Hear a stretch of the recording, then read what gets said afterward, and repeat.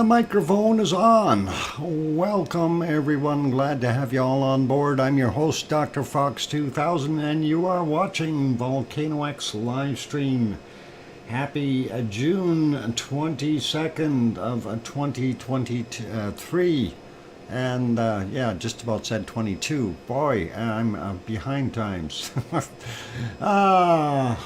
First day of summer. Summer is here. Summer looked real nice this morning up to probably about an hour ago. Anyway, wonderful to have everyone on board, and hello to all of you. I see some people in here saying, hi Doc, I hear you. Okay, thank you, Sue. And hello Piggy. And Henry says, I hear you. Okay, and let's see. Amelia says roads and bridges were washing out, landslips, being advised to prepare for a civil emergency, may lose power. I'll report back later. Gonna get out to feed the winter feed to the animals. Okay, ta-ta for now. Stay safe, Amelia. Get those animals fed. They are important. And anyway, welcome everyone. Glad to have you all on board here today. Of course, on screen right now, we have our wonderful Helima crater there in Hawaii. Not a heck of a lot of action, so we won't spend a lot of time with it, but that is what's on there, just so you know. That is live from Hawaii.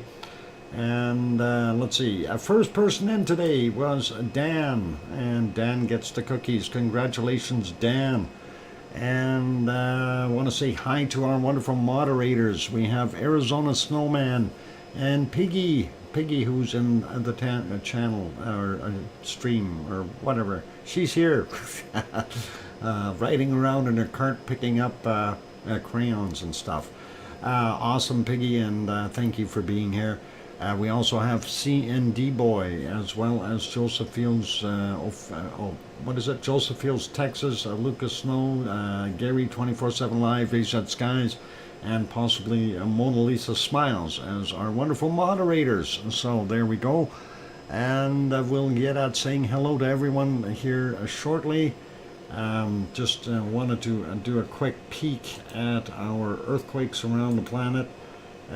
Didn't see anything too absolutely fantastically big, but there was some stuff going on, more swarming stuff over in that Kermadec Ridge area, where we suspect there might be an underwater event or volcano of some sort, as it's been giving off SO2 for a few days. So that is likely something happening there. More activity. We'll see later what's going on there. We also had another quake over in Japan, 5.1. Nothing too serious. And that's about it. And you know, really no major quakes. And I have not heard of anything else popping or blowing up or doing anything weird or strange. If anyone did hear of something strange going on, by all means, speak up. We're all ears. Well, sort of. We got a head in between the 2 ears, but you know what I'm saying. Anyway, that is what is going on so far, so I'll get out saying hello to everyone. And we'll start out by saying hi to our wonderful Hermione, the one-eyed pirate. Our Hermione and Fluffy. And welcome also to Sharon Stewart and Sue Hayes and Dan, who got the cookies. Kevin Haynes is here. Grandma B is here, of course. Welcome. Our wonderful King Colin. And let's see, who else we got? Brian Perfectibility 999 is also here. Henry Nelson is on board.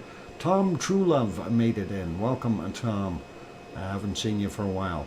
And let's see, we got the King, we got Grandma B, scrolling up looking for other wonderful people that popped in here. And let's see who we got. Judy M is on board. Welcome, Judy.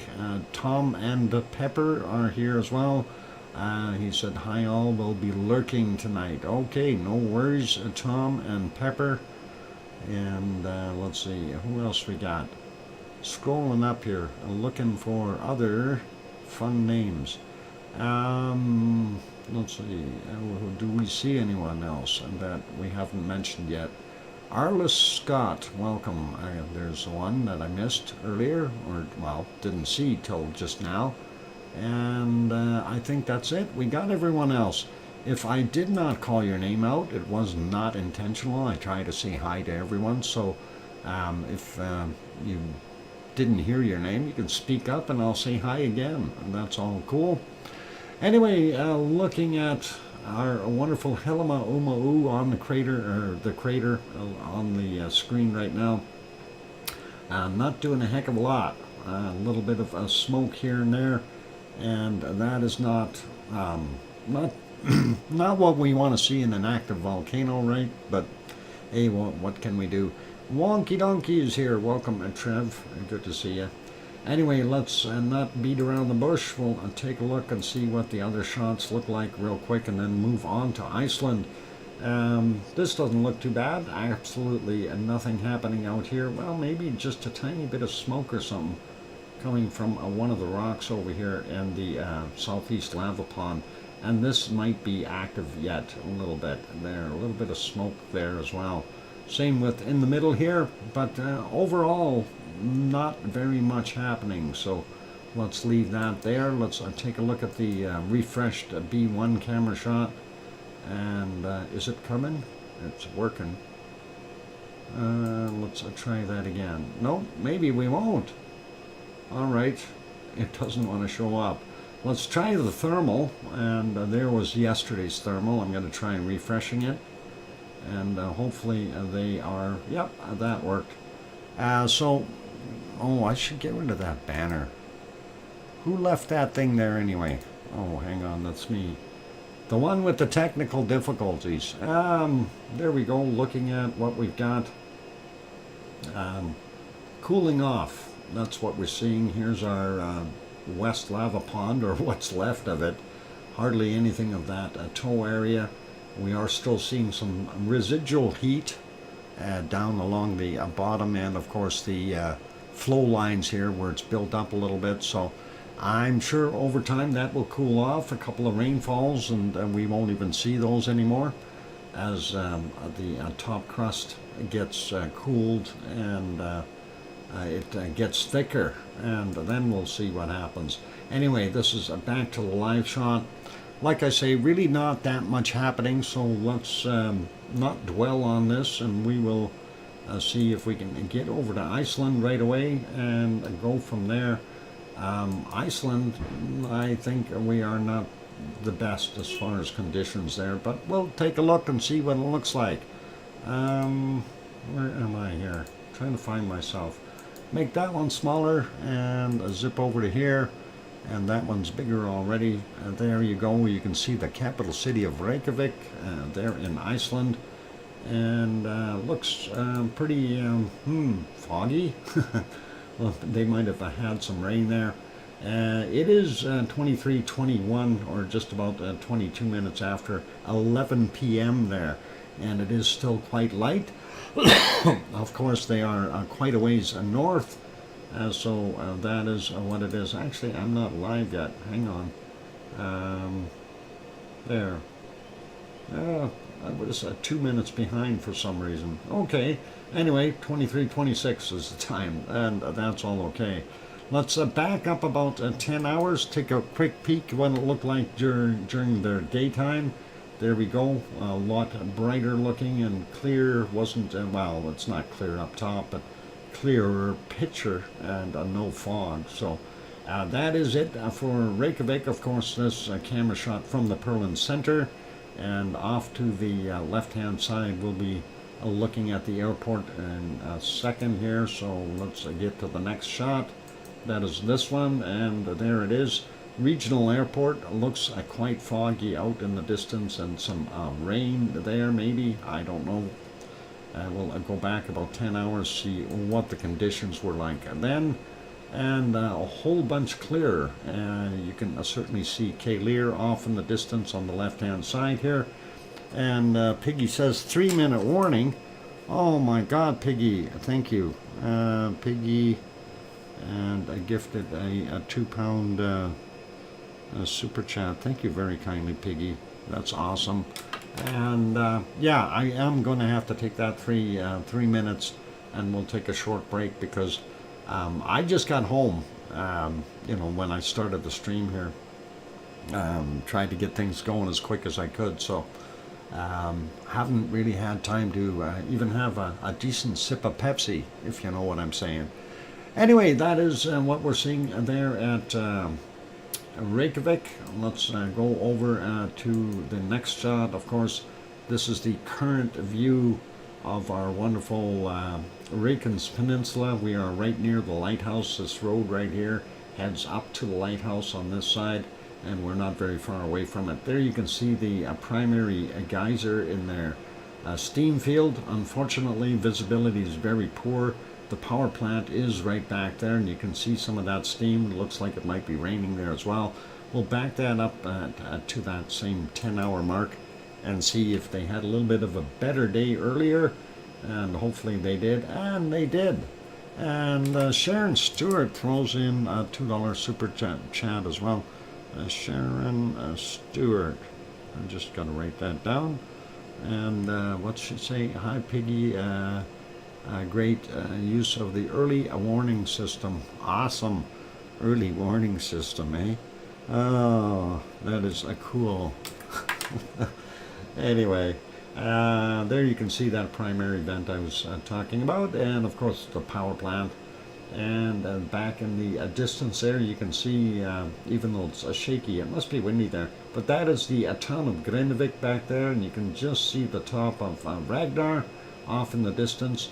The Blue Lagoon and the other power plant is over there, but we're not seeing too much steam coming from there right now. So that is about it for there. Let's put that back on live, and we'll go through the other one really quickly. We can't see a thing, so that fixes that.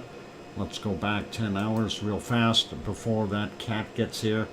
And I'm looking, I see, and we can just see some of the rocks and the snow cover there on Katla. There's some cloud over top of it. That is about 10 hours ago.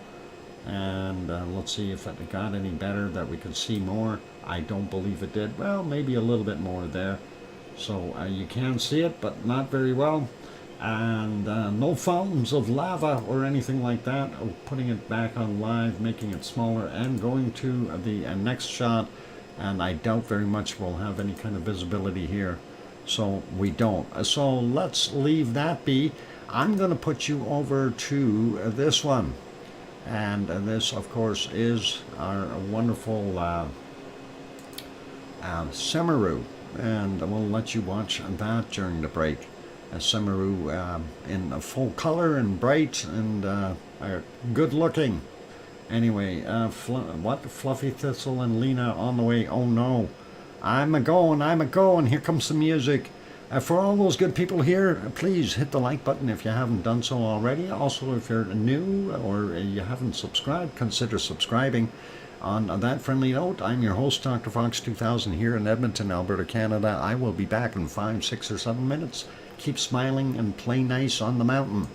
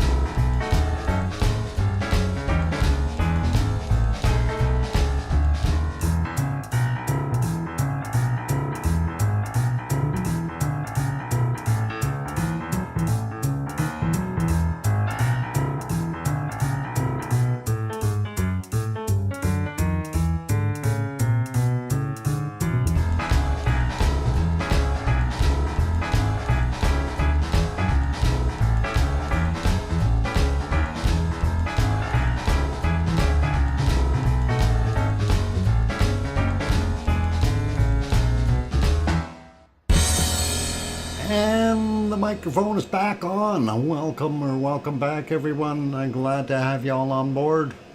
And of course, I'm your host, DrFox2000.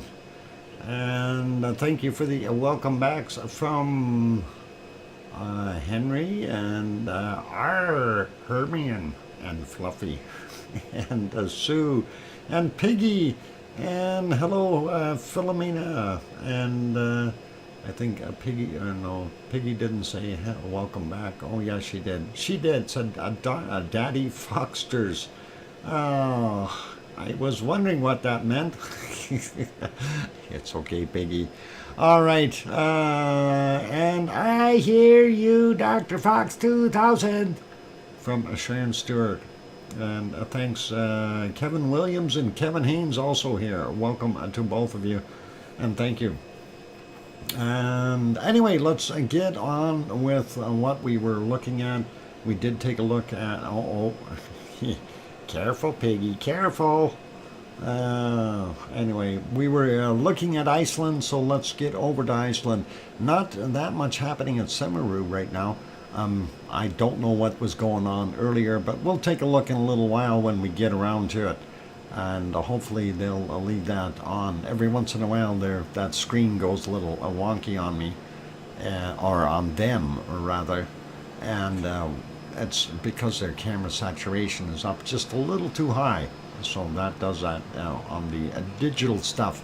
Anyway, let's go over, take a look at the harmonic tremor charts for Iceland. And of course, we've got Fragedalfjall, or FAF, if you like looking that up yourself. Type in rumble chart, and that will bring up the graphs, and you can take a look on your own.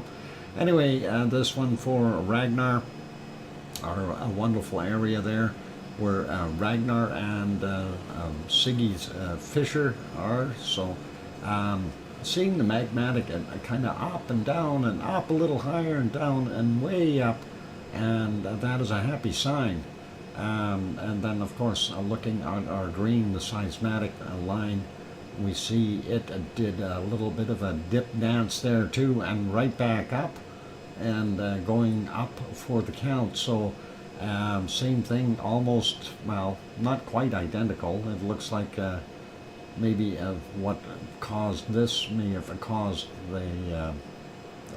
these shots in here. You can kind of see them in the low points, right?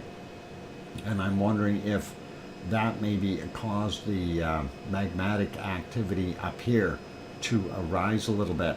So very interesting chart, and all cool. Let's see who Michael came in. Michael Olson, welcome. Good to see you. And Sandra Rockland is also here. Welcome, Sandra. Let's scroll up here, and we want to take a look at Askja. And whoop, a little too far.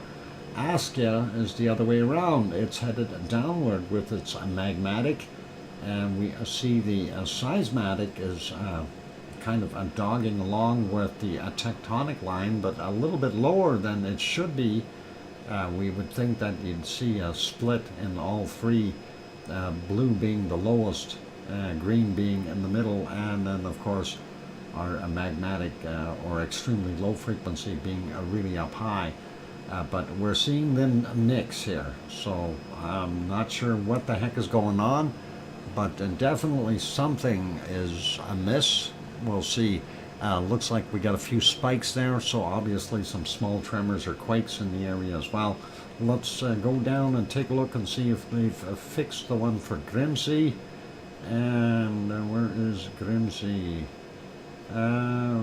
Grimsfall, Grimsey. No, Grimsey is still broken. What about, there we got Grindavik. Grindavik, of course, to the southwest of Fragedalfjall. And you can see the magmatic line, the purple color, did kind of do the same little up and down dance, and was peaked up quite high. And looks like the inverse happened here with the not tectonic, the seismic line, where we had seen the increase in magmatic activity. Seismic went down. A little bit weird there, but at the end they kind of meshed up again, and you can see the seismic is going up, same as what we see in the magmatic as well as the tectonic. Now, looking at this again, we go back to yesterday, same time, roughly when this is happening, and I don't think that I still seriously think we've got something close to that sensor that's making some noise, and that is causing some of this weird pattern on here. And we've seen this before, and I'm suspecting that they're turning something on, or maybe starting road work or something around there that might be shaking the sensor a little bit. Anyway, we'll leave that be. Let's look at Krusovik, which is to the northeast of our Erupción, and that'll give us a little bit more of an insight into what is possibly going on there. Did I pass it? Krusovik, where are you? I missed you. Oh, there you are, right there. Anyway, we do see it going up, and it gets up, well, it did the same kind of a thing. Looks like it actually was up and kind of stayed up higher for a while in comparison to what we've seen at Erupción, but it did go up again at the end. So same with our seismatic, and we do see the increase as well there in the tectonic action. The fact that we're seeing it over such a wide area is typically not a good sign for us if we're wanting to see eruptions, that kind of thing. So that's usually telling us it's tectonically related, and with tectonic movement we don't necessarily get volcanoes popping. But you know, we can keep our fingers crossed. You never know. Volcanoes are a mystery. They do things that we don't expect them to do, and we can always use Hawaii as a good example of that, when, you know, within 20 minutes of from a start to finish, where it started pulsating and just shut off. So no warning, no nothing. So that's pretty interesting. Anyway, let's get over to the earthquakes, and we'll see what we've got for today.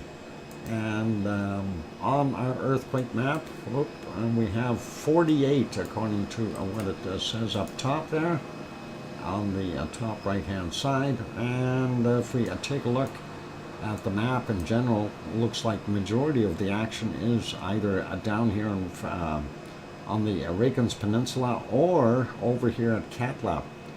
And looks like Katla had a little bit of movement there, so pretty awesome. Let's zoom in a little bit. Pardon me. And hang on.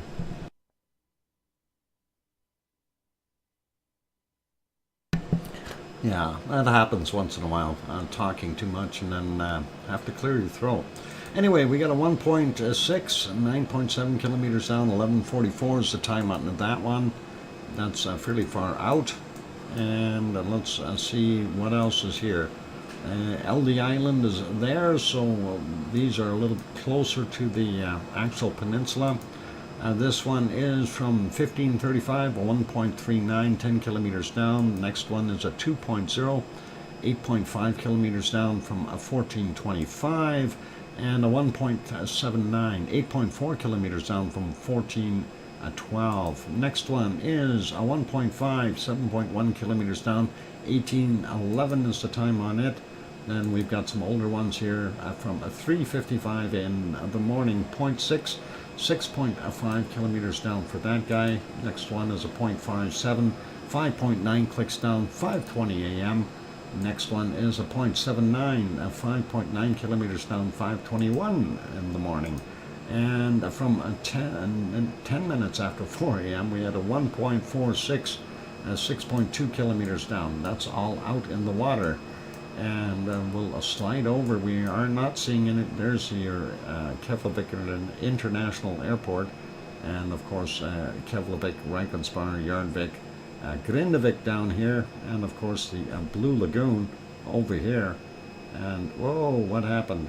We moved really quickly. too quickly. I wasn't supposed to do that.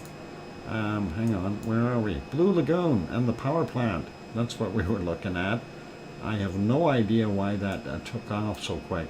Anyway, the outline here, Erupción, is our wonderful area that we always watch. And of course, that is because we have Ragnar right there.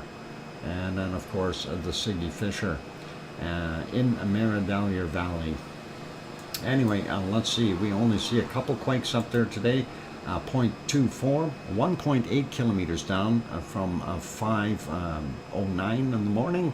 And the other one is a 0.1, 3.6 clicks down from 2045. Moving over a little bit further, there's a Kristevik over here, and they had a 0.56, 4.6 kilometers down from 11:15. And sliding over a bit more, we don't see anything out in the other general areas there. We had a 0.81, 7.1 clicks down, and this was from 6:08 a.m. Nothing over here at Hekla at all. We don't see anything there. Let's grab this one here. 1.26 surface quake, 135 meters down, and that was 15:10 was the time on that one. Just double checking, nothing else up there, and zooming into the Katla area, and we do see a whole pile of earthquakes there, small ones and bigger ones, I think. Well, 1.95 I guess is about the biggest from what I see. Anyway, 1446 we had a 1.11, and that was 6.8 kilometers down. We're going to grab the ones around the outside first. In 1915 we had a 0.6, 4.5 kilometers down. 1.1, that was 1.1 kilometers down, 1445 for him. This 0.13, 135 meters down, 1:33 in the morning. 0.43, same depth, 135 meters, and that was from 4:14 this morning as well. We'll grab that 0.4, and that is 1.1 kilometer down, 1750 was the time on it. We got him already. Let's zoom in a little bit more. 0.95, and that's from 1437 and 135 meters down. Next one, a 0.54, same depth, and that is 817. 0.06, same depth. Those are likely all ice movement up in the top there. It is pretty warm there, so a temperature change will do that. 8:23 this morning for that 0.06. Then we have a 1.0 from, again, the surface quake, 135 meters down, 1440 was the time on it. Here's that bigger one, 1.95, again, a surface quake, 135 meters down from 534 this morning. This one from 1557 to 1.01, also surface quake, 135 meters down. Let's grab a few more of these over here. That one's surface, 1.12 from 1450. This one surface, 1.02 from 1437. We got a 0.6 surface, 1439. We got a 1.22 surface from 1443. So it gives us a pretty good idea of what's going on. We've got some ice movement, likely because it's warmer there. This one from 1442 at 0.82 and 135 meters down. We'll leave that be. So that's pretty much what we've got going on there at Katla. Things are moving in the ice pack. And of course, it's because of the warmer temperatures is what I'm writing it off as. That's not to say that we don't have something happening underneath. That is always a possibility as well, because volcanoes are sneaky and they could have some heat down there and things are melting, and that's what's causing the earthquakes at the 135 meter mark or thereabouts. Anyway, this one from 1446 to 1.11, 6.8 kilometers down for him. That is a Katla for you today. Up here we've got a solo guy, 1.26, a surface quake as well, 135 meters down, 15:10 is the time on it. And then we go over to is that Astia? No, that's a Bardabunga. A little bit too shallow yet. Anyway, this is a 2.65, 3.2 kilometers down from 9 minutes after 1 p.m. or 1300. This one is up 1.1, 1.9 in depth, and then of course 1752 for a time. Moving up a little bit more, no, we don't have anything in Aska. We have a 0.44 just a little ways south, 7.7 kilometers down, 1311. And there's Herdebreit, and we have a 0.8 there, 11 kilometers down from 1756. So not much action up there. And let's see what we got in this one. 0.44, 10.1 clicks down, 1247. Then from 1926 we had a 0.4, 6.3 kilometers down. Might as well grab this one. 0.93, 10 kilometers down, 34 minutes after midnight. Thank you for the 5-minute warning, Piggy. And 0.36, 10 clicks down, 7:10 a.m. And we've got a 1.2, 1.1 kilometers down, 1850 is the time on him. Next one is from 6:42, 1.36 in magnitude, 1.1 kilometers down. And next we have a 1.2, 14.6 kilometers down from 242. And that, what, eek, the way he says piggy scares me. Bacon. Oops. Oops. You didn't hear that. Beep. Okay, never mind. 1754, 1.7, 1.1 clicks down. That's it for our quakes there in Iceland. I didn't say bacon out loud. Honestly, Piggy, I didn't. You're just hearing things. It's okay. I saw we. Uh-oh, she's mad now. Anyway, I do heed those words of wisdom, Piggy, so thank you. As far as that, hides behind Sue. Oh, good plan. Anyway, let's hang on. I clear my throat again. I'm gonna have a sip of Pepsi this time.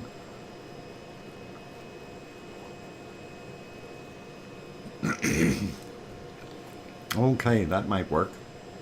Anyway, while we're looking at quakes, especially on the mid-Atlantic ridge, let's go slide down a little bit further to the Azores. I'm not going to bother showing the pictures or anything. I did refresh this just a few minutes ago before I started the stream, so it's pretty current.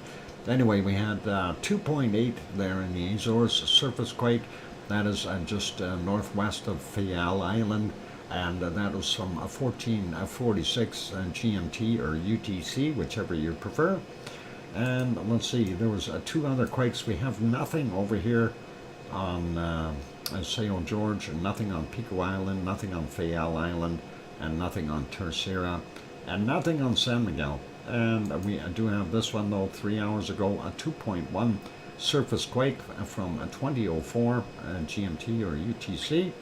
The other one is a 0.22, and that is 12 kilometers down, a little bit deeper, and that is from 1149 GMT or UTC. And that is it for their quakes. So not a heck of a lot happening in the Azores. It seems to be relatively quiet. Let's zoom out a little bit. Actually, I zoomed out a little too far. Anyway, right there you can see the Canary Islands. This, of course, is the Azores. And you got Portugal and France and Spain, Spain and France and England and Scotland up there, and Wales and Ireland and Newfoundland and Nova Scotia with Piggy doing the things. Nope, Nasty Fox still there. Oh, Piggy. Oh, Piggy, relax. We got hugs for you, okay? So just calm down, and you'll be okay. I promise I won't hurt you, okay? And there's some hugs for you, just to keep you smiling, all right?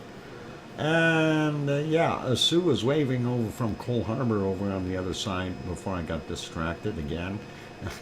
Anyway, that's all good. And of course, up here you can see Iceland and Greenland, of course, and the what the heck is it? That is the Reykjanes Ridge down to about here, and then it turns into the Mid-Atlantic Ridge going down, and of course the East Azores Fault going out to the east here. Anyway, that is good. Piggy scares me. Uh-oh, wonky donkey. You'll be okay. You'll be okay, wonky donkey. We promise. Anyway, let's take a peek at our next volcano, and of course that's going to be Popocatépetl, and we'll do that actually after the break, after everything. I'm going to go take a break now before the Poppet Monster gets sent out again, and they'll bring friends, and that's really scary. Snickers at a donkey. You mean like a Snickers bar, Piggy? I like those. Okay. Yeah, throw Snickers bars. That'll hurt. It'll hurt. Let's put you over to the volcano. That would help if I get that on there rather than looking at that small screen. Uh-oh. I just looked at that screen and I realized I did not zoom in big enough. Or did I move it? Oh, never mind. I think I had it okay. Anyway, let's go back over here. It's all good. It's been a long day. Anyway, I'm going to go for a break. After the break, of course, we will have bacon seeds. Yay! And then the secret volcano. I hope everyone studied the secret volcano today. It is a beauty. And I hope that they'll all behave. What? Piggy, careful what you're doing. This is a family channel. Anyway, here comes some music. Hit that like button if you haven't hit it yet. And subscribe if you haven't subscribed yet. I'll be back in 5 or 6 or 7 minutes. Thanks.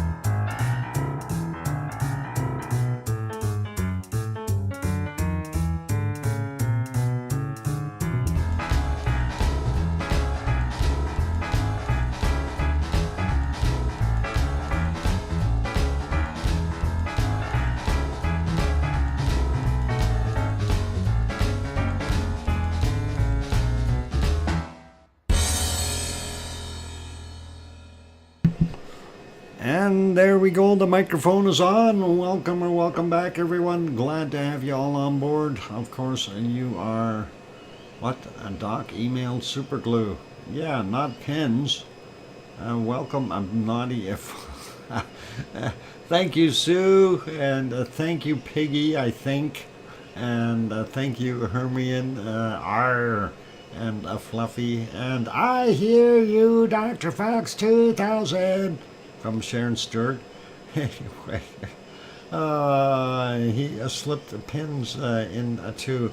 Oh, come on, Piggy! Don't tell him that. That's those were those longer ones, the ones with the little barbs on them, so they stick real good. Oh yeah. Okay. Let's go over and look at our bacon seeds. Why can't I get up?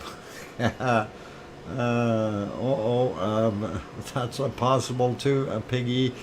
Sanity or insanity or shenanigans. Well, shenanigans are more like bananikins, so I like shenanigans. Anyway, that was the last one from yesterday. Piggy has sent us some more. There she is. I'm surprised she's still in good spirits, even though she's hurting. Anyway, let's see the first one today. Uh-oh, somebody needs a hogwash. That is the dirty Piggy. Alright, we need a hogwash for this guy. He is dirty. You can see nobody washed his ears. And his snout bopper is dirty. Somebody's got to go fix him up. And there we go. All kinds of hogwashes. Let's see what the next one's doing. Well, he don't look too worrisome. He doesn't look that dirty either. He looks like he's got some clean straw there and stuff. So let's carry on. But he's a nice looking guy sitting there smiling for the picture. This guy though, he's scratching his itch. And he found a little post there to do that on. Pretty awesome. He looks content though. He's getting that spot. Not sure if he actually needs a hogwash too. Let's take a look at our next bacon seed. And that little one is out and about, actually a couple of them, and looks like they are out and about with Mama. And Mama don't look small. Mama looks like a huge pig. Don't mess with the Mama. And next bacon seed is this little guy begging for treats or something, I don't know, but he's got an interest there in something. Anyway, let's see what our next one is. And this one, he's having some treats. Definitely, he's having some munchies, and he looks like he's enjoying them. Yum yum. Alright, next one. We'll take a look and see what we got. Uh-oh, somebody's got a fruit salad going. Or actually vegetable salad, not a fruit salad. That looks pretty cool. And I like that. Nice looking lady pig. That might be Piggy herself, she's not telling us. And we've got some dirty, or hang on, this isn't dirty, this is, what do they call this? Snout bopping? Something. Not for everyone's eyes, please. Look away if you are afraid to see snout bopping in action. But that is what's going on. And quite frankly, I think that looks cute. Yeah, it could be smooching. I don't know. They might do that too. They look happy about what they're doing though. It doesn't look like it's aggressive or anything like that. So, pretty awesome. Let's take a look at our next bacon seed. And, oh look, somebody is in the hogwash. Checking breaths. Oh, this is a hogwash. And that is pretty good. Looks like this one is enjoying his hogwash, or her hogwash, whichever it is. And let's get to our last bacon seed for today. Uh-oh, that's two of them in the hogwash, and a ducky. That, actually, I think they've got more duckies in the background there, but they look like they're flipped over. Looks like somebody's enjoying the hogwash.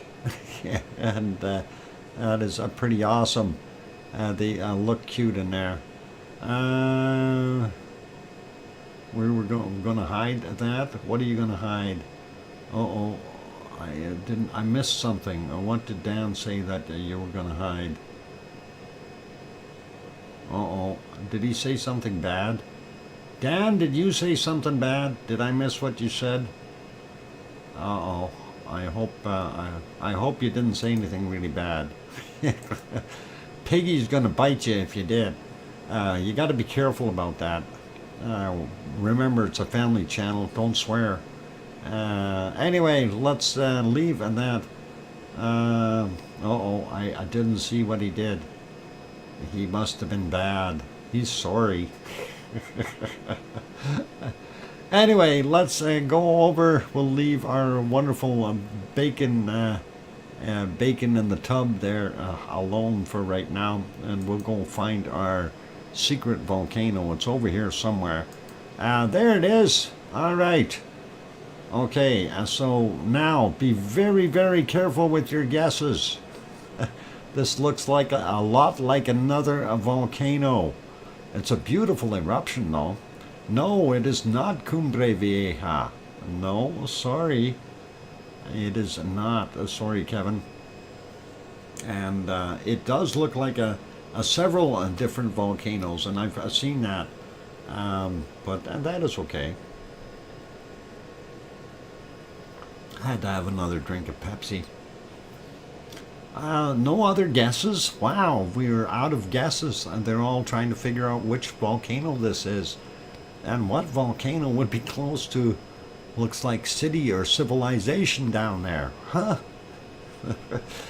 Looks awful lot like one. Oh, Sharon already got it. It is Mount Etna. And Sharon Stewart. Sharon gets the cookies. And congratulations. I was thinking towns. Yep, and they are towns. And let's see if I can find those cookies. There they are. We'll send Sharon a stack of those. And yeah, it's actually a really nice shot. I thought it looked pretty good, so figured I'd use it today. And it does look very similar to another volcano shot that we had a little while back. And the flow pattern and the way it's erupting almost looks identical. So, okay, I was keying off the city lights below. Yeah, and that is actually a pretty good stuff. So I like that photo, though. It does kind of give you a little bit more of a sense of location when you see that. I thought that was a lava river in the background. Uh-oh. No, those are actually city lights. If that would have been lava river, that would have been, wow, a lot of lava. I think maybe the next one I'll look for lava lake just to make it a little bit tougher and make you think it's city lights. But that actually, you know, now that you say that, Sue, that could be what it actually is, you know. But I know because it is city lights, you know, it could have been that. So pretty awesome. Anyway, let's leave that be and let's get back over to Popocatépetl, which we were looking at just a few minutes ago. And we have seen it it's puffing away, doing its thing. If we go back a little ways there were times where it kind of, I guess, just stopped for a little while or very little output. And there were other times where we've seen quite a bit of activity, like going back here. What was it this afternoon? I think it was having a siesta or something. And that was at 11, hang on, we'll get that picture just a little better. Sorry, 11 minutes after 1 p.m. It looked a little quiet, and then this morning it was actually looking fairly quiet too. From what I see here and scanning back and forth, it's not those massive plumes that we were seeing yesterday, so I don't know if it's calmed down a little bit. Getting back to the early morning hours here. That is right around here, 6:05 a.m.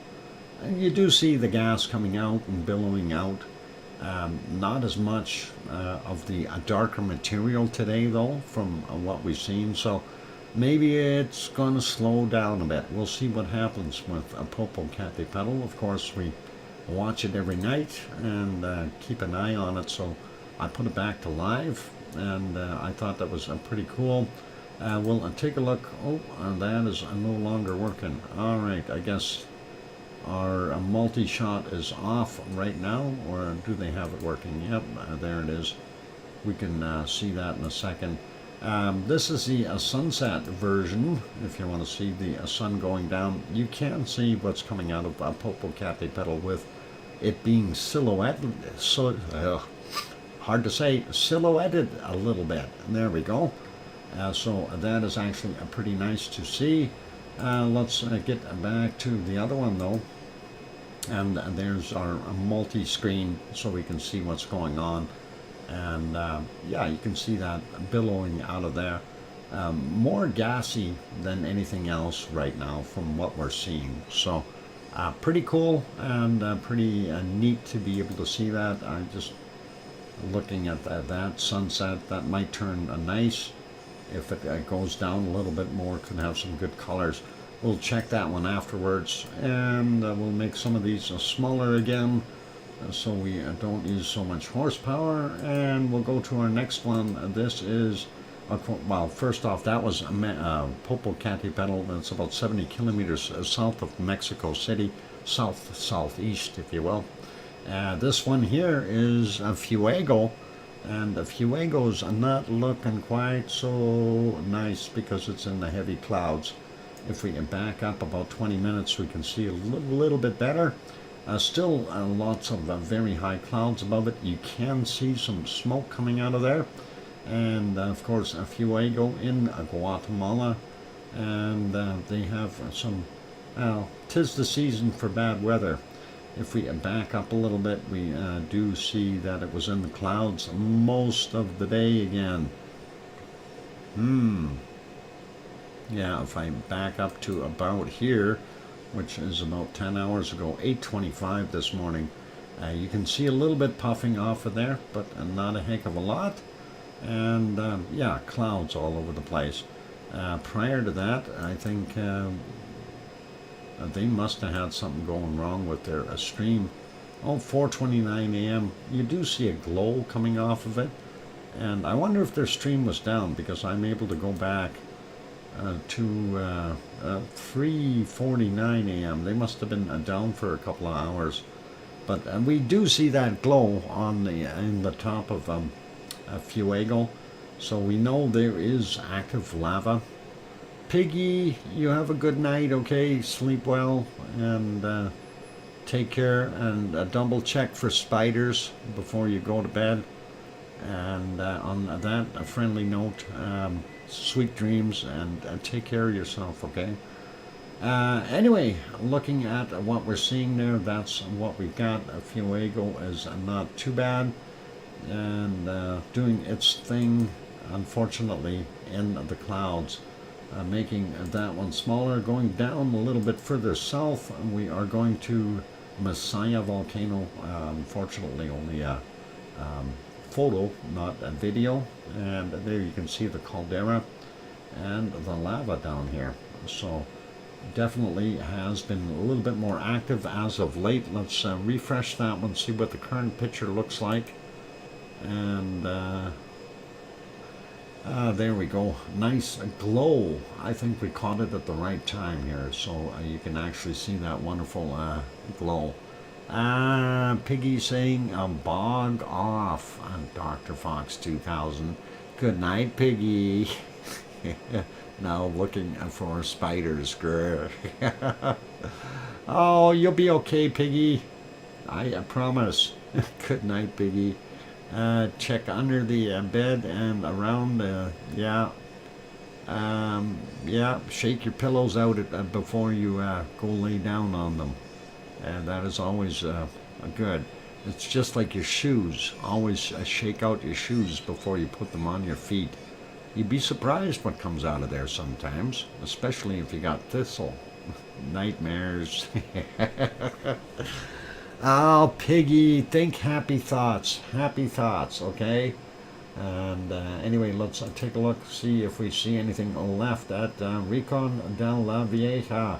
Unfortunately, not much. We do see some trees and some very foggy, cloudy conditions there. Not a heck of a lot to see.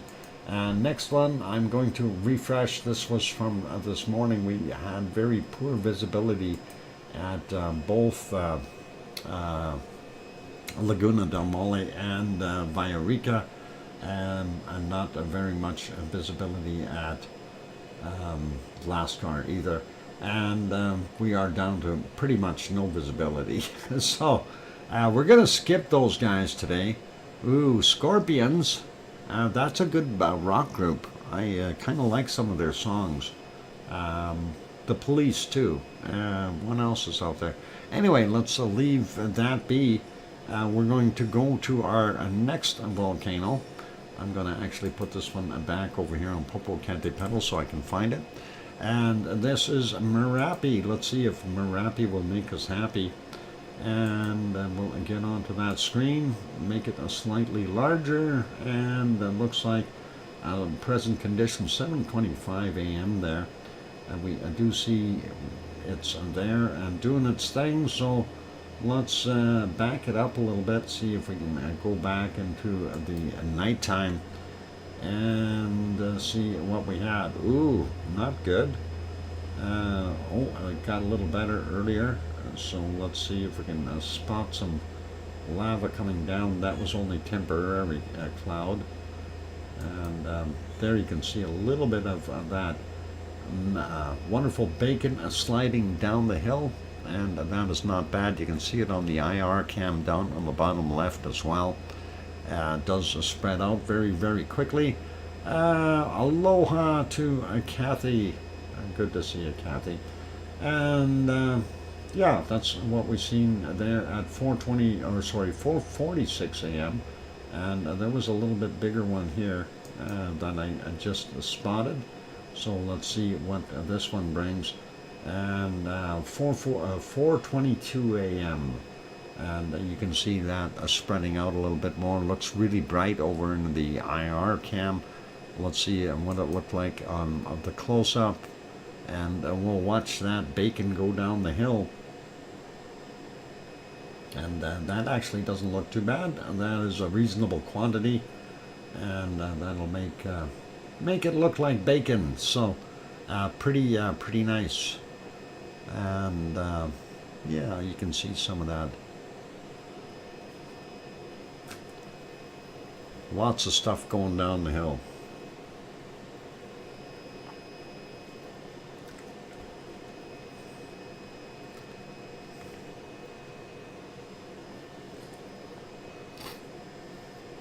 Yeah, that actually looks pretty good. I like watching that bacon. Anyway, that's what we got happening there. Let's see if we can back that up a little bit more and see a little bit more of that bacon before we carry on to our next volcano. And I think there was one somewhere right around here. And we have seen at 2:15 or so, there was a little bit of output, 2:16, something like that. And there you can see it looked like a little bit of a dribble there at first, and then a little bit more of a burst. So obviously something going on. I did advance it just a little bit, and flowing down the hill. And you can actually see in the thermal, if we go back to the other shot, that actually moved quite a lot further than what we're seeing on the color cam. So really interesting to see the difference in brightness and so on. And it is a little bit deceptive sometimes when you're looking at a scene in infrared mode, because of the heat being displaced by the lava, of course, the heat being generated by lava, or the hot lava, whatever you want to call it, shows up really, really well. And it's pretty awesome to see that. But a little kind of deceitful in a way, because it's not a true representation. It's blown out of proportion. They could cut it back a little bit. But anyway, I'll leave that be. So there were a few other times, but there was also other times where it was in the clouds again, and hard to see what we had. Let's see, if we go back, they did have it in, I had the camera switched around. It was really poor visibility earlier. You do see, this is at 23, you do see that kind of flowing down a little bit on this side. Not sure if we had a decent eruption there or not, or if it was just sitting there. Let's see, if we go right about here, we do see there's cloud in the way there. So that cloud had built up, and I think I'm advancing it a little bit at a time here. There was a point where it all lit up. There it is, and you can see how much cloud is actually sitting in front of what we're looking at. So that was pretty cool. Be back later. I watched Popo Pop earlier, Mahala, and Lava. You all okay? Cool. And yep, thanks, Kathy. See you later. Anyway, we do see that, and we know there's a little bit of material coming down the hill. We'll leave it as that. The other times were a little bit too cloudy, so we're not going to bother with doing that. Setting this back on live, and that is a current scene there. We'll make that one smaller. Go to our next volcano real quick. Going to finish these off. Anyway, this is hang on, let's fix that. We can get a better view, and let's see if this will work. And we'll try that and see if that will zoom in for us. It may not. Anyway, that is what we're seeing there at Mount Ruapehu right now. And that is, not Mount Ruapehu. It is Ruapehu. My bad. Darn it. It's New Zealand. It's clouds. It makes me all messed up. Yeah, it didn't work. That function was supposed to zoom in on the clouds. Oh, it did finally. There we go. And is it 3? Zoom in point 3. Yeah. So anyway, it did zoom in. Took a little while. I guess electrons take a little time to travel. And we do see the clouds over top of Mount Ruapehu. We do see the edges here with the wonderful snow that they've got up there, but nothing really major going on. Let's leave that one be, and we will go back to this page here. This is, of course, the chart for our Taupo. We see that yesterday it did raise up a little bit. Today it's dropped off again big time. So that is what we're seeing there. The other one, of course, for a little further north, showing about the same, so likely not going to need to worry about what's going on there. Quick peek at what it looks like there now, and we'll get the right size screen. There we go. The entire lake, of course, is the caldera for Taupo, and Mount Ruapehu is kind of hiding in the back there behind the hill. You can just see some snow over there, but that is where that is. And nothing going on here, but that is all good. Nice visibility today, and we thank Suncourt Hotel and Conference Center for this wonderful shot. And if you ever need to stay somewhere while you're there in New Zealand, that might be a place to go. Check it out. Nice view of the volcanoes. On that friendly note, it is time for me to go take a break. So I will do that, and I'm not sure where I want to leave you. We don't have that much lava flowing in other places, but maybe I could leave you on Popocatépetl, or I'll leave you on our next volcano, and of course that will be Semeru. So I'll leave you right there. You can watch it. Hey, there's some dust up there. What's going on? Maybe we've got a rockfall happening. On that friendly note, I'm your host, DrFox2000, here in Edmonton, Alberta, Canada, seeing Kim Raudenbush sneak in the door. I'm going to put some music on and take a break because he's kind of weird. Scatters 1,000 rubber scorpions throughout Piggy's sty in retaliation for the 1,000 mice she released in my channel. Uh-oh. Here's the music. Hit the like button if you haven't done that yet.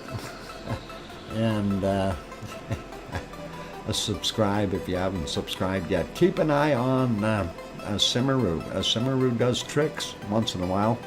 I'll be back. Thanks.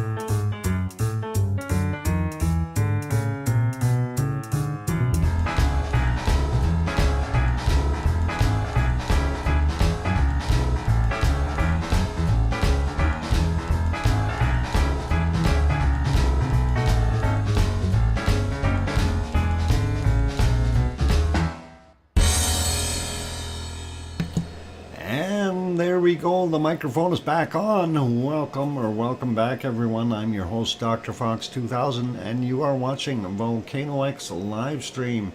And yes, Mount Semeru does affect the matrix. It does. And that is for Kim Raudenbush. Thank you for the welcome backs from Sue and Henry.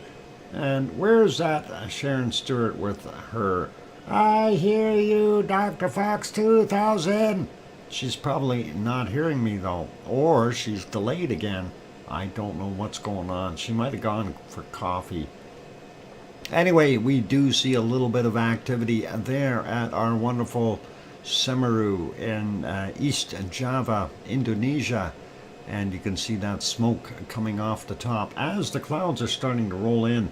I did want to pop it back onto the full scene so you can see the seismicity of what's going on there. We do see all kinds of shaking going on, and it looks pretty rough today, and looks like we've got more and more little tremors happening. So something is amiss, something is moving, and hopefully we'll see an eruption there of some sort. It's been doing this for a couple of days though. More shaken than Elvis, you bet there, Henry. That is what we've got there. Anyway, I wanted to go back in time to oppose our matrix here a little bit. And they did zoom in just a little bit for some reason, and I'm wondering why.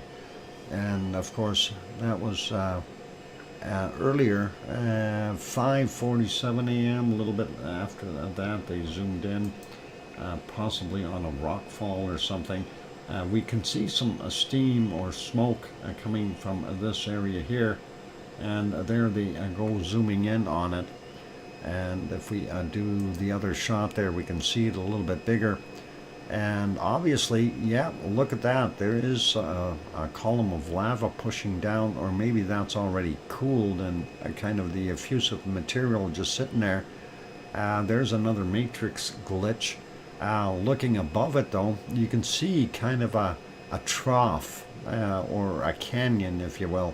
So the lava has likely been traveling down that, and then hitting and doing a kerplunk down on the bottom layers here somewhere. And you can see some of that path there that the lava may possibly take, or even in some of the other areas. A nice close-up from them. So that is pretty awesome. And yeah, there's some material now. That's pretty cool to see that there. I wonder if it'll drop. It looks like the camera froze at that point in time. Why is that frozen? Come on, tell me. Anyway, there it is. It moved again. Something is I definitely amiss with the matrix. But anyway, we'll see what's going on. They were moving it around. We'll take a look further back, though. I'm interested in seeing lava flowing. And earlier they did have some lava. Obviously, you can see up top a very nice looking caldera and the path down the hill. So that would have been some of that wonderful effusive lava that we were seeing there, likely in that trough. Very cool. And let's see if we can spot any major eruptions or anything that was happening. I did see a little bit of extra right in here. I don't know if that. Yeah, we do see some spikes in the activity there on the seismicity, but you know, not seeing major output, but we do see the trail.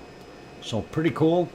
Looks like a basalt column or the matrix. Well, the matrix does have basalt columns built into it, so that is possible. Sharon or Sue, sorry. Anyway, they did zoom in closer to the crater there, and that was at 2:59, and that was not a bad shot. And we do see it there. I wanted to see if I can go back just a little bit to see when, or if it had a little bit of a pop there. It must have, to Yeah, you can see it's fairly active right there. And I was looking at the seismicity while we're doing that, and it really didn't show that much more heavy activity up there. It just kind of trucking along, and there you could see the seismicity as it's moving. So pretty interesting, but you read my mind, Doc. Yep, there we go. Um, anyway, all cool, and yeah, that's interesting to see that light up there.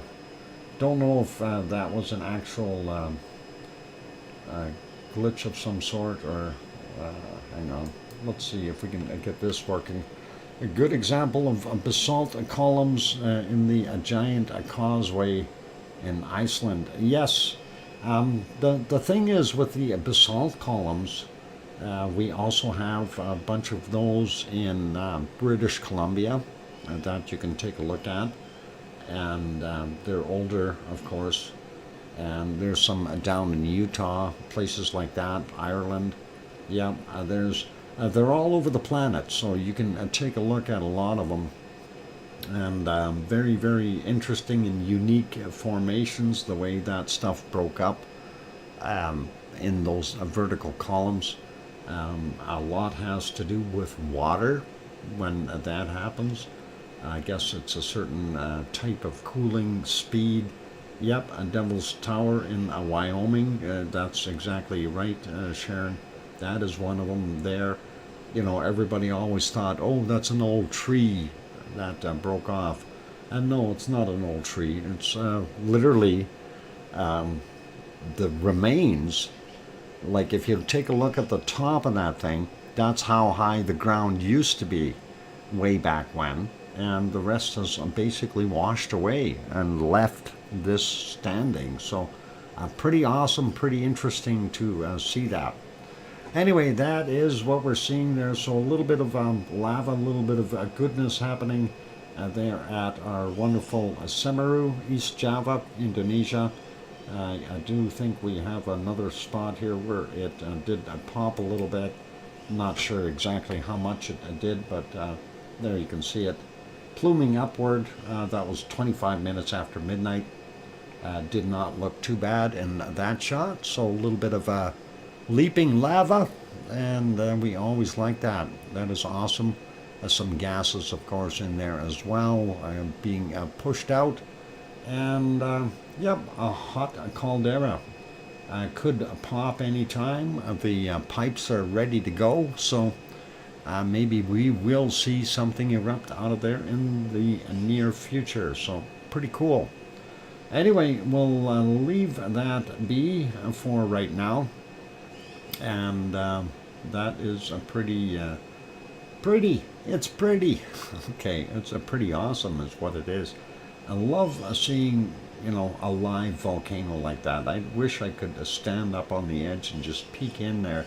Maybe not while it's doing what it's doing there. I want to stand way far away. Those lava bombs, it's deceiving when we see them on camera. We know very well that they are a lot bigger than what we're seeing, and in some cases, we think, okay, that thing's maybe the size of a baseball or something. Well, that's not necessarily the case. It could be the size of, let's see, something the size of a soccer ball flying out of there, if not much bigger. Some are the size of small cars. Right, so you gotta always be careful if you're around a volcano, and it is very, very interesting to see the size of some of those lava bombs. Let's leave that one be. We'll pop over to our next place of fun and excitement, and I don't know if it's live or not. Yes, it is, and let's see, we got to get past the commercials. I'm sure we will in about 1 second. There we go. That, of course, is our wonderful Mayon in the Philippines. Mount Mayon, of course, is covered by yucky clouds right now. If we back up about 2.5 hours, or just, sorry, 2 hours and 49 minutes ago. We can see the top. We can also see some clouds up here. Not sure what's going on there. Let's back that up a little bit. And I know it was in the clouds for a while before that, but see if we can get back a little bit further, if we can spot any lava flowing. And there might have been right about here, we might be able to see something. Well, we do see a little bit of a glow. Unfortunately, it's a very fuzzy picture. We do have cloud in the way, and that is not so good for us. Hard to see that. Let's see if we go back a little bit further. This is about 4.5 hours ago, and we can see he's trying to focus in on that. Of course, we've got an annoying light down in the forefront, which is not helping the camera's focus, because every time that flicks, it tries to zoom back in. Anyway, you do see that lava flowing down on Mount Mayon, and that is pretty cool. What, Dr. Fox, you've got your window open, don't you? What's the matter? Are you hearing those darn magpies? They have little ones. During the break, the couple that is in the pine tree next door, they have one little one this year, and he's, at least I've only seen the one. He's getting bigger. He is kind of flying already. So the other ones out front here, they've got a very, very noisy little a pair of chicks, and that's what you're hearing. Anyway, that is Mayon there in the Philippines. So enjoying the lava. Too bad it is a little bit out of focus. But that is continuing. We're going to leave that guy be. Let's take a look over at, I'm going to put that back on live so I know where it's at. Actually, the live session I think may have ended. No, stream, oh, started, it's still live. And anyway, if you do want to go over, and if you haven't yet subscribed, I'm dropping a link for this site in here, and that is from Lava TV Cabs, so LAVA TV, and then Cabs, CABS, and of course he's streaming from his own house, and that is pretty awesome to see. Anyway, let's leave that one be. We'll go to our next one, and I don't know if all is live or not, and we'll try. Something about commercials. Why? Okay, we get lots of those today. And we'll hide that chat. And not very visible, is it? Let's back up in time a little bit and see if the Matrix does us any good. And, why is that so low quality? Let's get that back up there. You do see Taal Volcano. The small one within Taal Lake, which is within Taal Crater, and we do see it off-gassing right there, so it is pumping out a bunch of steam, and likely heavy in the SO2, so that is pretty cool. If we go back a little bit, we can see it a little better, I think, at certain times. Well, kinda, sorta. The island is there. Of course, in the mornings, the biggest problem that there always exists is the sun comes up and the dew starts burning off because it is in a very humid area. And of course, that is the end result. This right here is about an hour ago. That's what we were seeing. So not bad, but we know it's not erupting anyway. So if we go back about an hour and a half more, or an hour and a half in total, I don't know how it looked then, trying to get it there. It's not working. What if we go back 2 hours? Okay, that's an hour and a half ago. Pretty steady plume coming out of there from what we see, so that is not bad. And if we go back even earlier, I think it might have even looked a little bit better than right now, but still not that bad. I mean, could be worse, could be better. And there we can see it off-gassing fairly well. So that's it. I'll put that back on live. Unfortunately, their climate is such that things didn't go so well. We can't see the volcano right now because of low-level clouds and fog and everything else. You can kind of sort of see it. But it is there. We know. We've seen it. The wheels on the screen go round and round. No, there is no wheel going round and round. Kim Raudenbush, you are in the wrong place. Anyway, let's put it back on the one that we love, and I think what I will do is actually I will leave you on this one for the duration of the break. Let's see where we're at. Yeah, it was still playing then. It was kind of nice to be able to see that, so I'll let you guys sit there during the break. I'm going to go for a break and just relax my throat for a few minutes. After the break, we will see if we can have a sneak peek at some of the other volcanoes real quick, and then we will get over to looking at earthquakes, depending on how much. Oh, hang on. No, we got Japan. And the volcano report. How about that? Yeah, all that stuff has to be done first. I'm in a hurry. I don't know why, but anyway. Enjoy the views of Semeru from 34 minutes after midnight their time early this morning. And here comes some music. Keep smiling. Hit that like button if you haven't done that as of yet. Also, if you are new and you have not yet subscribed, hopefully we've earned a subscription and you'll be able to hit that button. Don't forget to hit the bell notification. On that friendly note, I'm your host, DrFox2000. I'll be back. Keep smiling.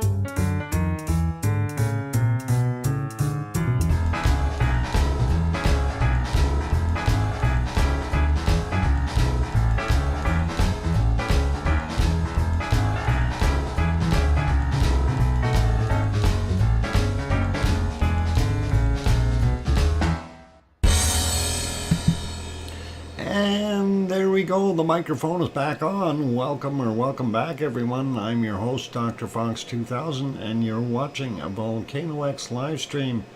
And Sharon Stewart says, I hear you, DrFox2000. Oh, too much fun. Thank you, Ken and Aska's Country and Sue Hayes for the welcome backs, and that is awesome. And thank you, Sharon, for your melodious sounds. One day we're going to have the real one, maybe. Old Faithful erupting now, Dr. Fox 2000. Old Faithful, show us. Oh, hang on. Show us Old Faithful. Where is Old Faithful? And, whoa, why are we not square in the picture here? Up, down, sideways. No, hang on. Something going on here. There we go. Alright, why is that not playing? Live. I want live. There, Old Faithful. Sort of live. Alright. The crowds have gathered. They've left the camera in one spot. Old Faithful is erupting. Steaming mad at dirt. Anyway, there you go. That is Yellowstone National Park, the place where they have over 500 active geysers. And of course, this website here that, thank you, Sue, for bringing that link up. There are all kinds of different camera views that are still cameras. I don't know if they've added any extra streams, but they've replaced this one recently, so it covers a little bit more of an area, but it's a much higher quality, which is awesome. About time they did that. You know, they were back in the 1990s yet with their 720 for the longest time. Anyway, yep, government takes time to update, and you can see Old Faithful over on the right hand side there doing its thing. That is pretty cool and pretty awesome, and we like it. Anyway, let's leave Old Faithful to its things. In there too. What's in there? Well, let's see what else we got. In there too. Okay, Sue. Oh, hang on. There was some other stuff being said. DVD player in there too. Okay, or yeah, refurbished one. Okay. DVD players, VHS. Yeah, old stuff. I don't think I've got any beta tapes left. I think I do still have a few movies on VHS, and of course a bunch on DVD, which is kind of cool, but not really. Some of them sometimes I watch, other times I don't.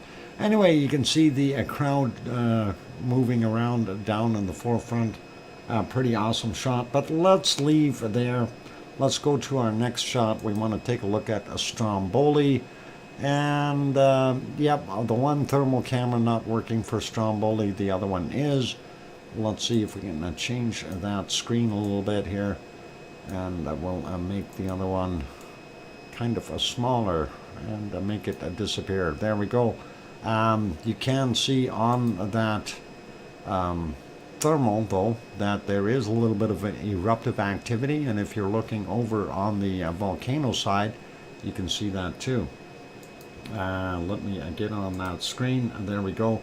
So right there's that primary vent, and we do see every once in a while it lights up really well, and other times it doesn't. So obviously something going on there, and of course when we're watching the thermal, sometimes we can see that plume coming out. But Stromboli has been relatively quiet and benign for a little while. Hopefully it picks up the pace again. It is pretty much a steady as she goes style of volcano, so that is pretty awesome. We'll leave it be there, and obviously we're not going to wait for an eruption. We'll fall asleep first.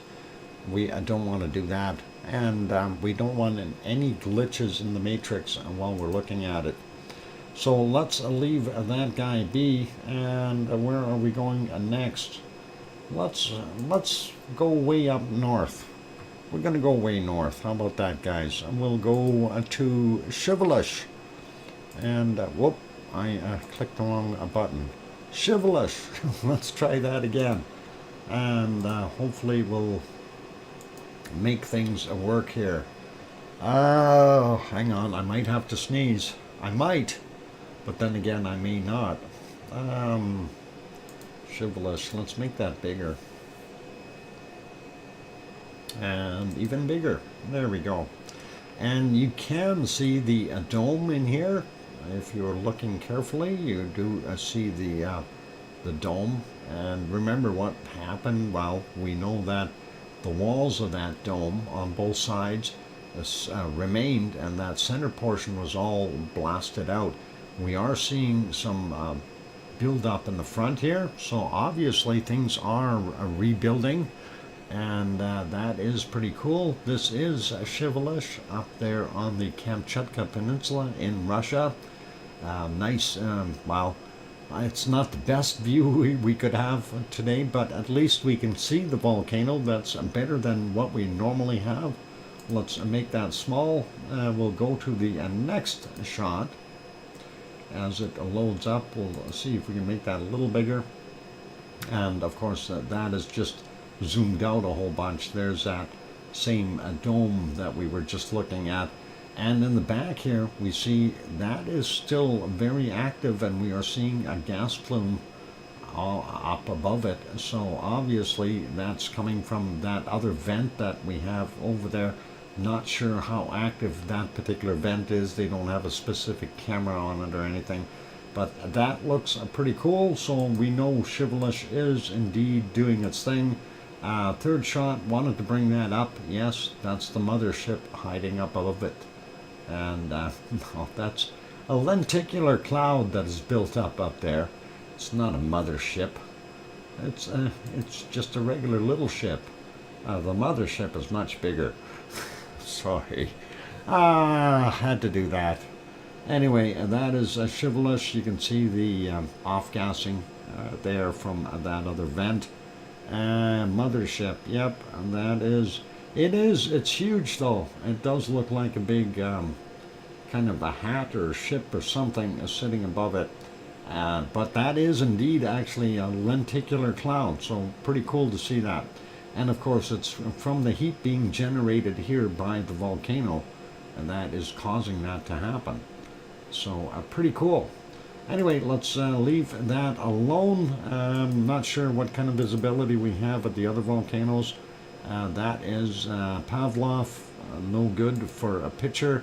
And this was from the 19th. Let's see if we can get that refreshed and see what it looks like. Oh, that's not any better.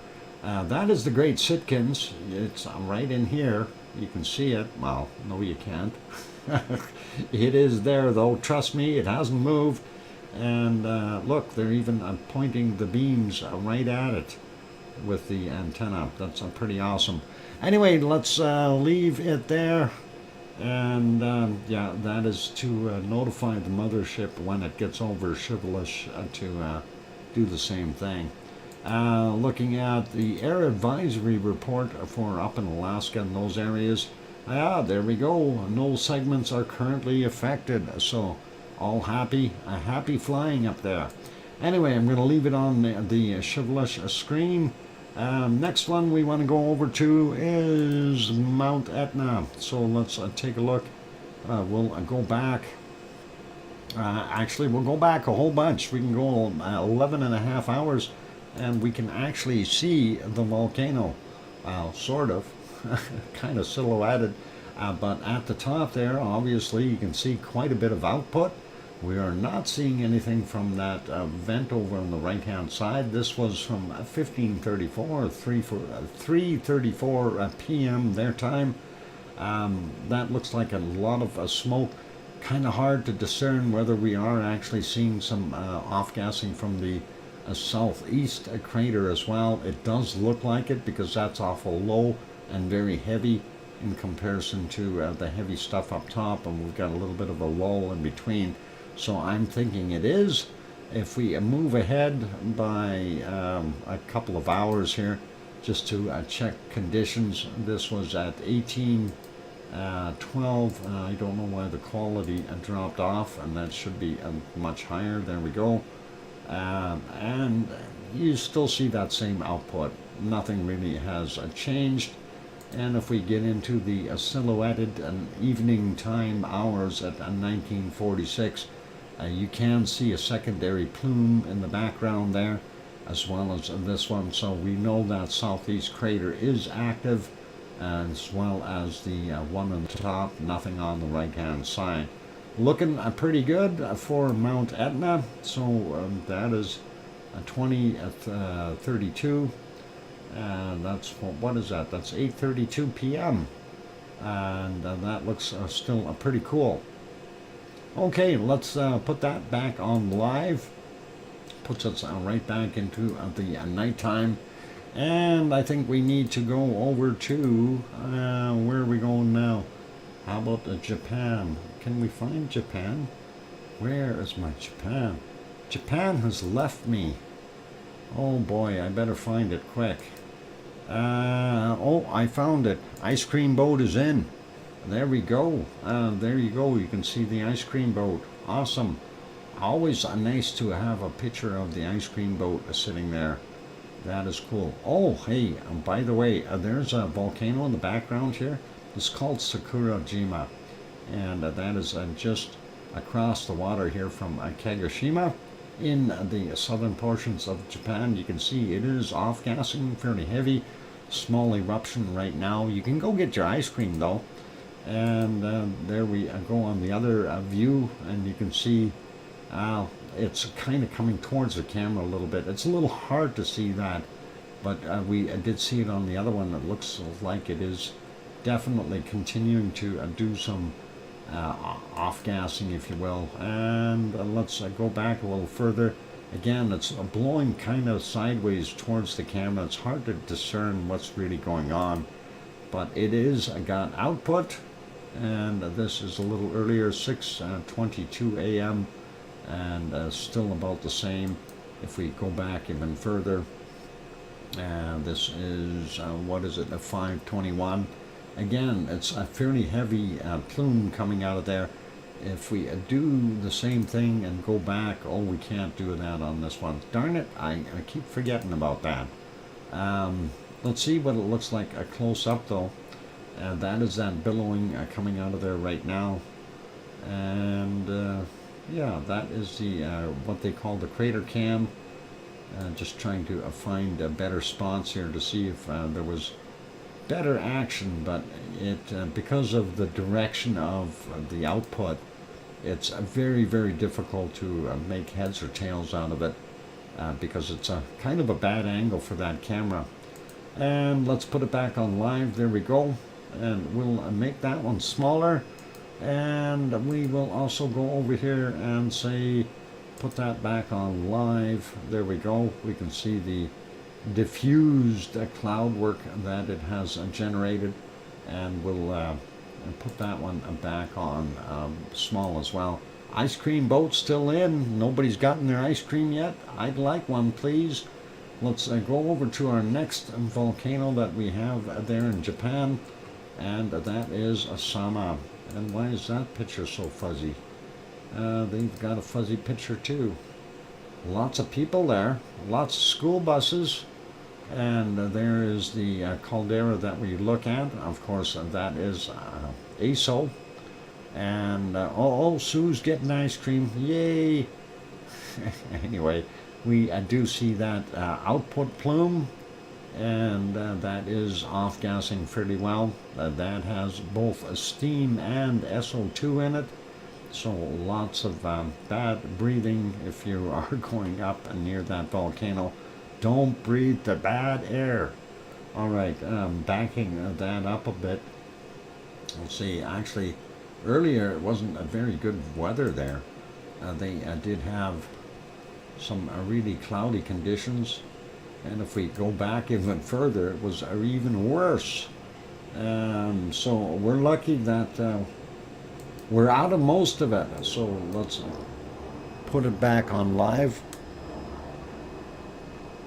I thought for a second I'm hearing a thunder, but it's a jet flying by. I haven't heard one of them for a while. Anyway, that's what we're seeing at ASO. Let's leave ASO and we'll go to our next one, and that is Asama. I don't know what the conditions are like there, but we'll take a look. Asama is about 100 kilometers west of Tokyo, and looks pretty cloudy to me. Here's about the best view of the volcano that I could see in there in a short order, and that is almost 5 hours ago. I think for the most part it's not going to be visible today, so let's leave that there. I'm going to make that one smaller again, put it back onto the ice cream boat, and keep an eye on that. Actually, we'll make that one smaller too, and we will put it on. What are we going to put it on? I want to see some lava. How about we put it back on Semeru? How about that? That'll be good for right now. And we'll do the volcano report real quick like. That way...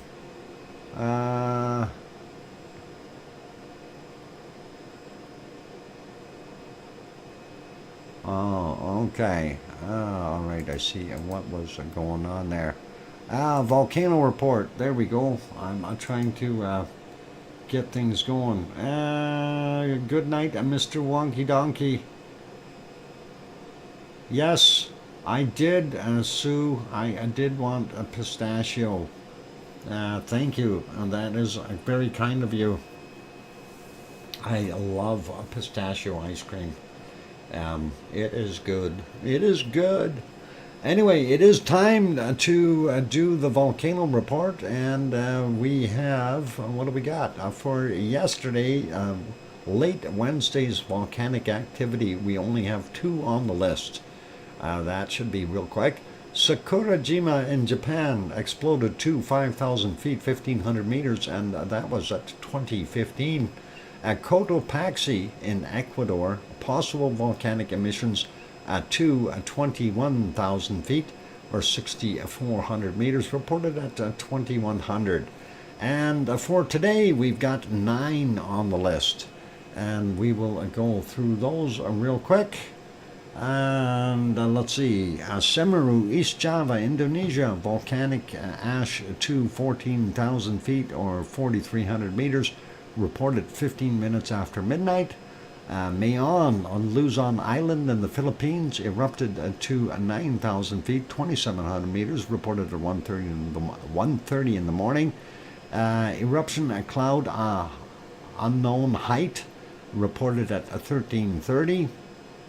And next, volcanoes, Nevado del Ruiz in Colombia, light volcanic ash to 19,000 feet or 5,800 meters, reported at 1:45 a.m. Sabancaya in Peru, faint emissions. Yeah, faint. You'll faint if you see them. Faint emissions to 23,000 feet or 7,000 meters, reported at 2:45 a.m. And then continuous ash emissions to 26,000 feet, 7,900 meters, reported at 12:15.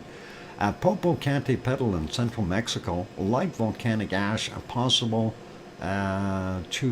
or possibly to 20,000 feet, 6,100 meters, reported at 6 a.m. Reventador in Ecuador, new volcanic ash observed to 15,000 feet, 4,600 meters, reported at 9 a.m. And Arvana state erupted to 14,000, that's Semeru, East Java, erupted to 14,000 feet and 4,300 meters at 11 a.m. Fuego in Guatemala, discrete volcanic ash emissions to 16,000 feet, 4,900 meters, reported at 12:15 p.m. And Cotopaxi in Ecuador, volcanic ash emissions to 22,000 feet or 6,700 meters, reported at 16:30. And that is it for our volcano report. Thank you very kindly, Sue, for sending that in. That wasn't so long, and that worked out well. Appreciate that, Sue. And let's see, what else we got on the go. I think we covered a lot of the stuff already. The next things that we may have on the go, of course, will be earthquakes, and we'll have a look at those. I don't think I've got any other volcanoes I want to show right now, at least not that I know of. And on those friendly notes, I think I'm going to go take a break, since I've been taking them later and later all the time. Let's take it now. For those good people who are here, if you have not yet hit that like button, give it a quick bob if you feel that it's a good show. Also, if you haven't yet subscribed, consider subscribing if you feel we've earned it. On that friendly note, I'm your host, DrFox2000, going to go take a break. Here comes some music, and play nice up on the mountain in the caldera. And watch out for those lava bombs when they do fly out of there. That'll hurt if you get hit with one. Our insurance doesn't cover that. I'll be back in 5 or 6 or 7 minutes. Keep smiling.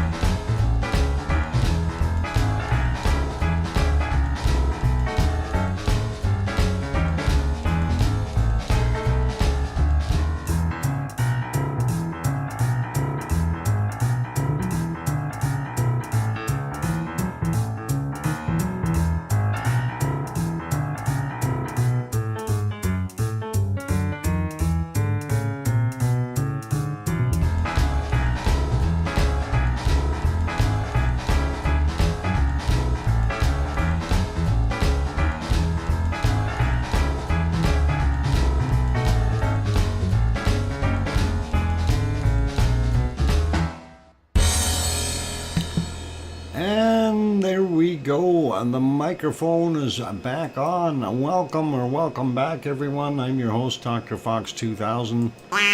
And you are watching a VolcanoX live stream.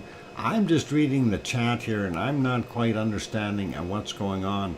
Sharon Stewart, are you hearing ducks? What's wrong with us? Nobody else is hearing ducks. How come just you, Sharon? I'm kidding. It's all good. Thank you for the welcome backs from Sue in Cananaska's country. And I hear you, Dr. Fox 2000. There we go. Oh, yes. Doug, what? Duck Magination. Yep, there we go. You're sleepy and tired. Those toothpicks aren't working, but the ducks are, huh? Okay, I will have to remember that. Hey, there's another nice little splatter of a spatter coming out of the wonderful Semeru. And of course, that was at 1:16 a.m. That we just seen. Pretty cool. Anyway, need a longer toothpicks. Okay, well, or just heavier ones that'll help on maybe a complete structure for made of toothpicks. I'm going to have to start developing something like that to keep your eyes open without hurting them. That'll be pretty cool. Anyway, I hope everything is okay there and you're not having any bad feelings there, Sharon. And neither is our wonderful duck. So it's all good. Anyway, let's carry on. We'll leave Semeru be. We kind of looked at that for a while. And we will go to our earthquakes and have a look there. See what we got going on today. And of course, we are using the USGS earthquake map. And Sue, did you find the earthquake map you were looking for this morning? And I know you were kind of trying to find something there that I seen in the chat really early. Just not sure which one you were trying to bring up because you deleted it. Anyway, toothpicks, is that long enough? Okay. Not a bad feeling at all. Okay, cool. That will do, Sue. Okay, cool. Anyway, let's get at our earthquakes around the world. And I don't see anything new in Kamchatka. Looks pretty quiet on the Aleutian Islands as well. Sliding down the North American coast. It's not bad. No, I was looking for the Scar one. Scar? Which one is that? The Icelandic one? It's Earthquake 1, Earthquake 2, and Earthquake 3. So whenever you're bringing them up, Earthquake 1, Earthquake 2, Earthquake 3. Those maps are available with those links there, so you guys can check them out. Anyway, hope you did find it. 3.2 there, 40 kilometers west of Petrolia, California. And that's not too far away from the Ferndale area and Eureka over here. So that actually happened on the Pacific plate rather than over on the other side, which is the Juan de Fuca plate or the North American plate. And that's okay. I'm glad that one wasn't that big. The other one, 2.3, a little further south, 6:44 a.m. for that. This one was at 16:22, 8.1 kilometers down for him. Let's leave those be, though. Those are just small little guys. We don't see anything new that is sizable till we get over here. That looks like possibly close to Costa Rica. And that is a 4.9 from 13:27, 35 kilometers down for that one. And let's see. Yeah, there we go. Sliding down a little bit more, though. Let's see what we got. Looks like quiet in Peru and Chile, all those areas, even down here in the South Sandwich Islands. Not much going on quake-wise. Looking at New Zealand, I don't see anything there, but I did want to bring your attention to our stuff here on the Kermadec Ridge once again. We got a 5.1 Kermadec Island region, 1333, 10 kilometers down for that one. And the other ones, of course, are these ones that are of interest and part of this swarm that's going on. We do have a 5.2, they call it South Tonga, but we know that's the Kermadec Ridge. And that was from 1:36 a.m. our time, 10 kilometers down for him. Next one, 4.9, same region, yesterday's 2349, 10 kilometers down. Oh, we forgot that other little one, another 4.9 from 8:51 this morning, and that was 10 kilometers down as well. And then, yeah, we got that 4.9 yesterday's, and this one here, 5.0 yesterday's as well from 2013, 35 kilometers down. So this is one of the areas that we suspect that there may be a submarine volcano of some sort. No guarantees, but a possibility. We did see another quake there in Vanuatu, and that's a 4.6. 10:37 was the time on it. 138.8 kilometers down for that one. Moving over a little bit further into Indonesia, this looks like, what is it, what the heck is that sea over there? I forgot. Anyway, let's not worry about it. Tanimbar is the area. 3:53 a.m. For that 4.6, 53.7 kilometers down. And I was trying to think of the name of that little sea that they got there. Banda Sea. That's it. It's the Banda Sea area. We do see another one here, a little bit of an odd place. Don't see them that far over usually. That's a 4.7 from the 1636 and 35 kilometers down for that one as well. And let's see. No, it's still blank. The earthquake one. Earthquake. Oh, yeah, earthquake. You should have earthquake 2. Yeah, earthquake 2, and earthquake 3 are the 3 earthquake ones. Banda, yes, the Banda. Oh, I did get that. You might be lagging just a tad bit there, Sue. We have a 4.4 in Taiwan, 4 minutes after midnight, and 19 kilometers down. And let's see what else we got going up into Japan. We do see this one off the coast. This is Tokyo here.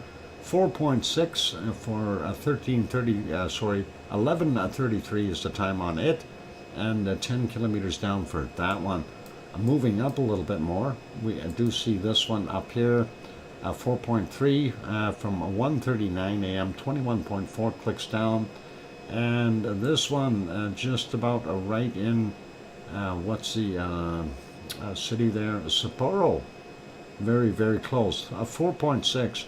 4:30 this morning, and 159.9 kilometers down for that guy. As we mentioned earlier, nothing up in the Kamchatka Peninsula. Zooming out a little bit, looking for other ones down on the bottom. Don't see anything, nothing on the Mid-Atlantic Ridge. We'll go zoom in and see Turkey has had another one. That one, that's just earthquake. Yes, that's true, Sue, you got it. Yeah, it's earthquake 2 and earthquake 3. I had to think about that for a second. Anyway, we see this 4.0 there in Turkey. Yesterday's 21 minutes after 11 p.m. or 23:21, 16.6 kilometers down for that. Of course, that is that busy area where we've seen all the other quakes happening. Looking at this one, though, in the Black Sea, and we see that it's a 4.7. They're calling it 49 kilometers southwest of Foros, Ukraine, and that is what we're seeing there. Pretty awesome. And that was from yesterday, 2042, 9.7 kilometers down, and don't see anything else in that whole area. Wanted to peek in here real quick.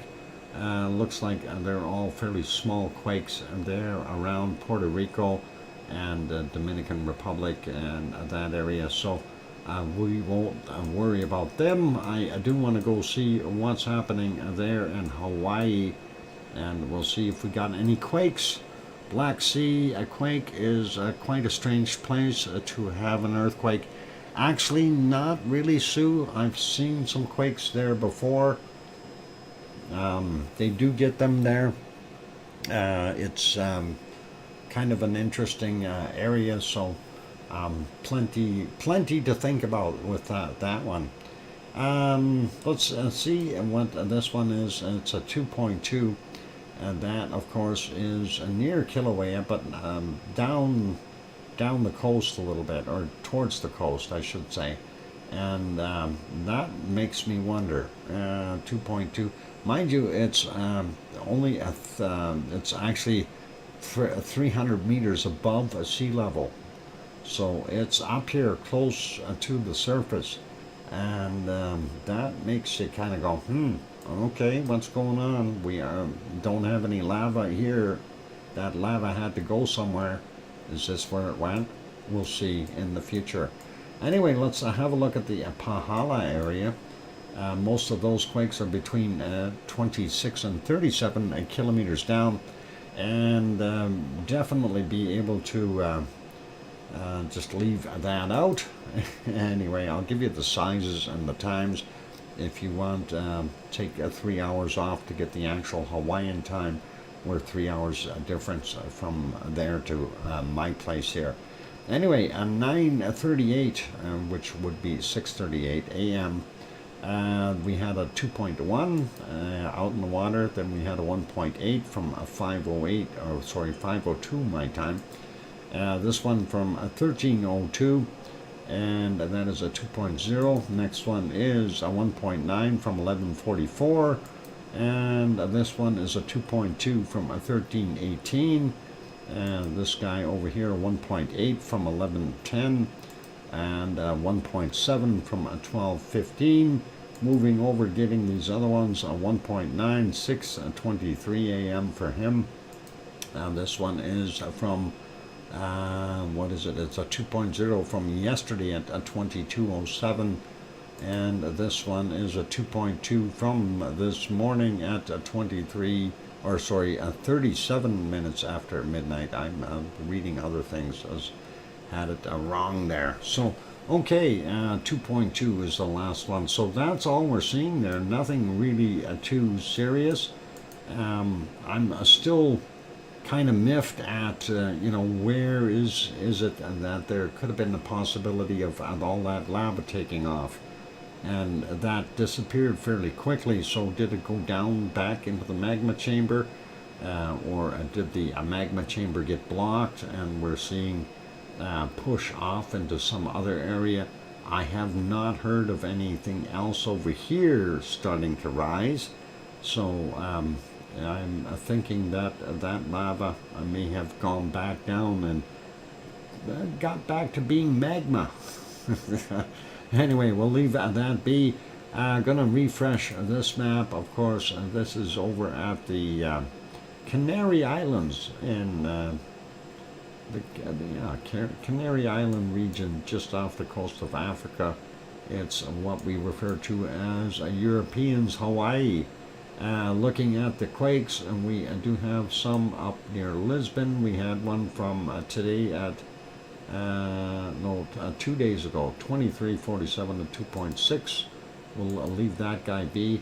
This one here is from 2 days ago, 3.2, and we'll leave him be as well. Looks like the newest one is down here off the coast of Gran Canaria, and that is 19 minutes after midnight, 2.0. Really nothing major. Let's zoom in on La Palma. That's our fun place, and we'll see what we've got there. So for today, being the 22nd, there are none. Everything is from yesterday, and we see most of them were in that same depth range as we go across them, 14 to 15 kilometers. There was only Was it a one, a two? Well, the one on yesterday was from 3:46 a.m. It was 3 kilometers down. That was kind of in the Cumbre Vieja area where our eruption was. So I'm wondering perhaps a lava tube or something collapsing, or we've got more pressure. It was only a 0.7 though, so anything is possible there. Let's leave that be. That's about it, and nothing happening in our wonderful Canary Islands that we need to be overly concerned with. Leaving it back on the other one, I want to kind of reline that up. I see a new red dot there. 3.6 in Dominican Republic from 1911, 67 kilometers down, and another one over here in Tonga area, 4.5 from 1858 our time, 41.4 kilometers down. That's our earthquakes for today. And let's see if we get into the next map. Of course, that is looking at our SO2. And let's refresh that, take a look at what we've got now. And we'll start that out anyway. We do have a few minutes before break time. So looking at what we've got, Kamchatka Peninsula looks like not so much from Shivelish, perhaps a little bit extra from our Klyashevskoy over there, or Bezimiani, or a combination of all three, making that plume a little heavier. And then when we get down here, our next volcano, of course, would be not this one. This is Petropavlovsk. That's not the one that we are looking for. Anyway, they must be moving cameras around. The one we want is Karimsky, and it's underneath there. It is a little bit more active. The other plume here is from Ibico, and Ibico, of course, being on Parameshur Island there, just south of the Kamchatka Peninsula. We do see what's going on at that low, still out there on the Aleutian Islands, drawing that SO2 all the way out. Let's move over a little bit, and we'll take a look at Hawaii for a second. We are seeing ongoing gas coming out of our wonderful Kilauea, and we are still seeing it. And I don't think they've had any rainstorms or anything to help dissipate this. It seems to be all sort of sticking around. Looking at North America, up in the northern portions, looks like Alaska not bad, couple spots that are bad. Up in the Canadian north, nothing much to speak of. Several fires up here in the Northwest Territories, and some fires up in northern British Columbia. Of course, we've got some refineries around Edmonton and so on, and also out here there's a pulp and paper mill, and that's what's causing most of that. I think a lot of our fires have been put out. Not sure what's causing this down here, but we'll carry on looking at the rest of Canada. Looks like Manitoba pretty clear. Some fires up in northern Ontario as well as in Quebec, and those are creating some extra SO2 plumes for those good people there. Likely some smoke as well. Looks like not bad though in New Brunswick and Nova Scotia, PEI, and most of Newfoundland. Labrador is getting a little bit of that SO2 as well. Looking at most of the United States, pretty normal, with the exception of this plume from our wonderful Mexican volcano Popocatépetl, and of course Mexico City also adding to it. But the wind circulation is seeming to like bringing it up into the U.S. So part of Arizona, as well as into New Mexico and Texas and Oklahoma, all seem to be getting most of it, and then some into Louisiana as well, which isn't that bad. But hey, enough is enough. Popo, calm down. we see what's going on there. Otherwise, everything looks pretty normal in the United States as well. Sliding down to Central America, we do see that. Pretty normal stuff coming from the volcanoes there, including Nevado del Ruiz there in Colombia, sliding down a little bit more. San Caya still being bad, putting out a lot of that SO2 down here in the southern portions of Peru. And of course we have our friends down in Chile that are continuing to do their thing. Hopefully that will dissipate soon. They need some rain down there. And zooming in here real quick, just checking my time. Is it break time? It is break time. Let's leave this for after break, okay? And then we can have a little bit more of a discussion there. I just wanted to mention we're not seeing anything from Easter Island area anymore, but we are still seeing this from our earthquake zone and that swarm that we seen. So we'll talk about that when we go back to it. Where can I leave you that is doing something? Well, I think maybe we'll put you back on Semaru for now. At least there's a glow of lava, and it's almost current. So let's see if we can find a little bit more here, something interesting right about here. Let's see.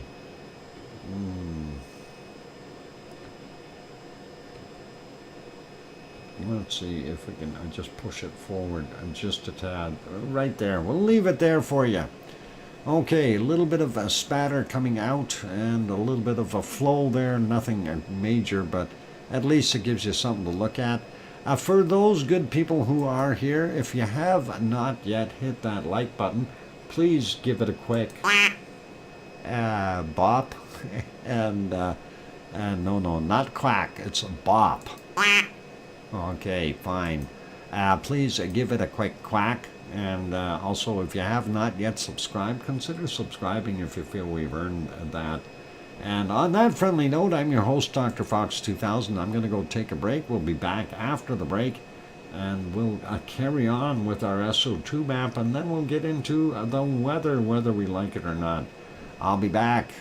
Keep smiling. And here's some music to calm your souls. I don't know. Hit the like button. I'll be back.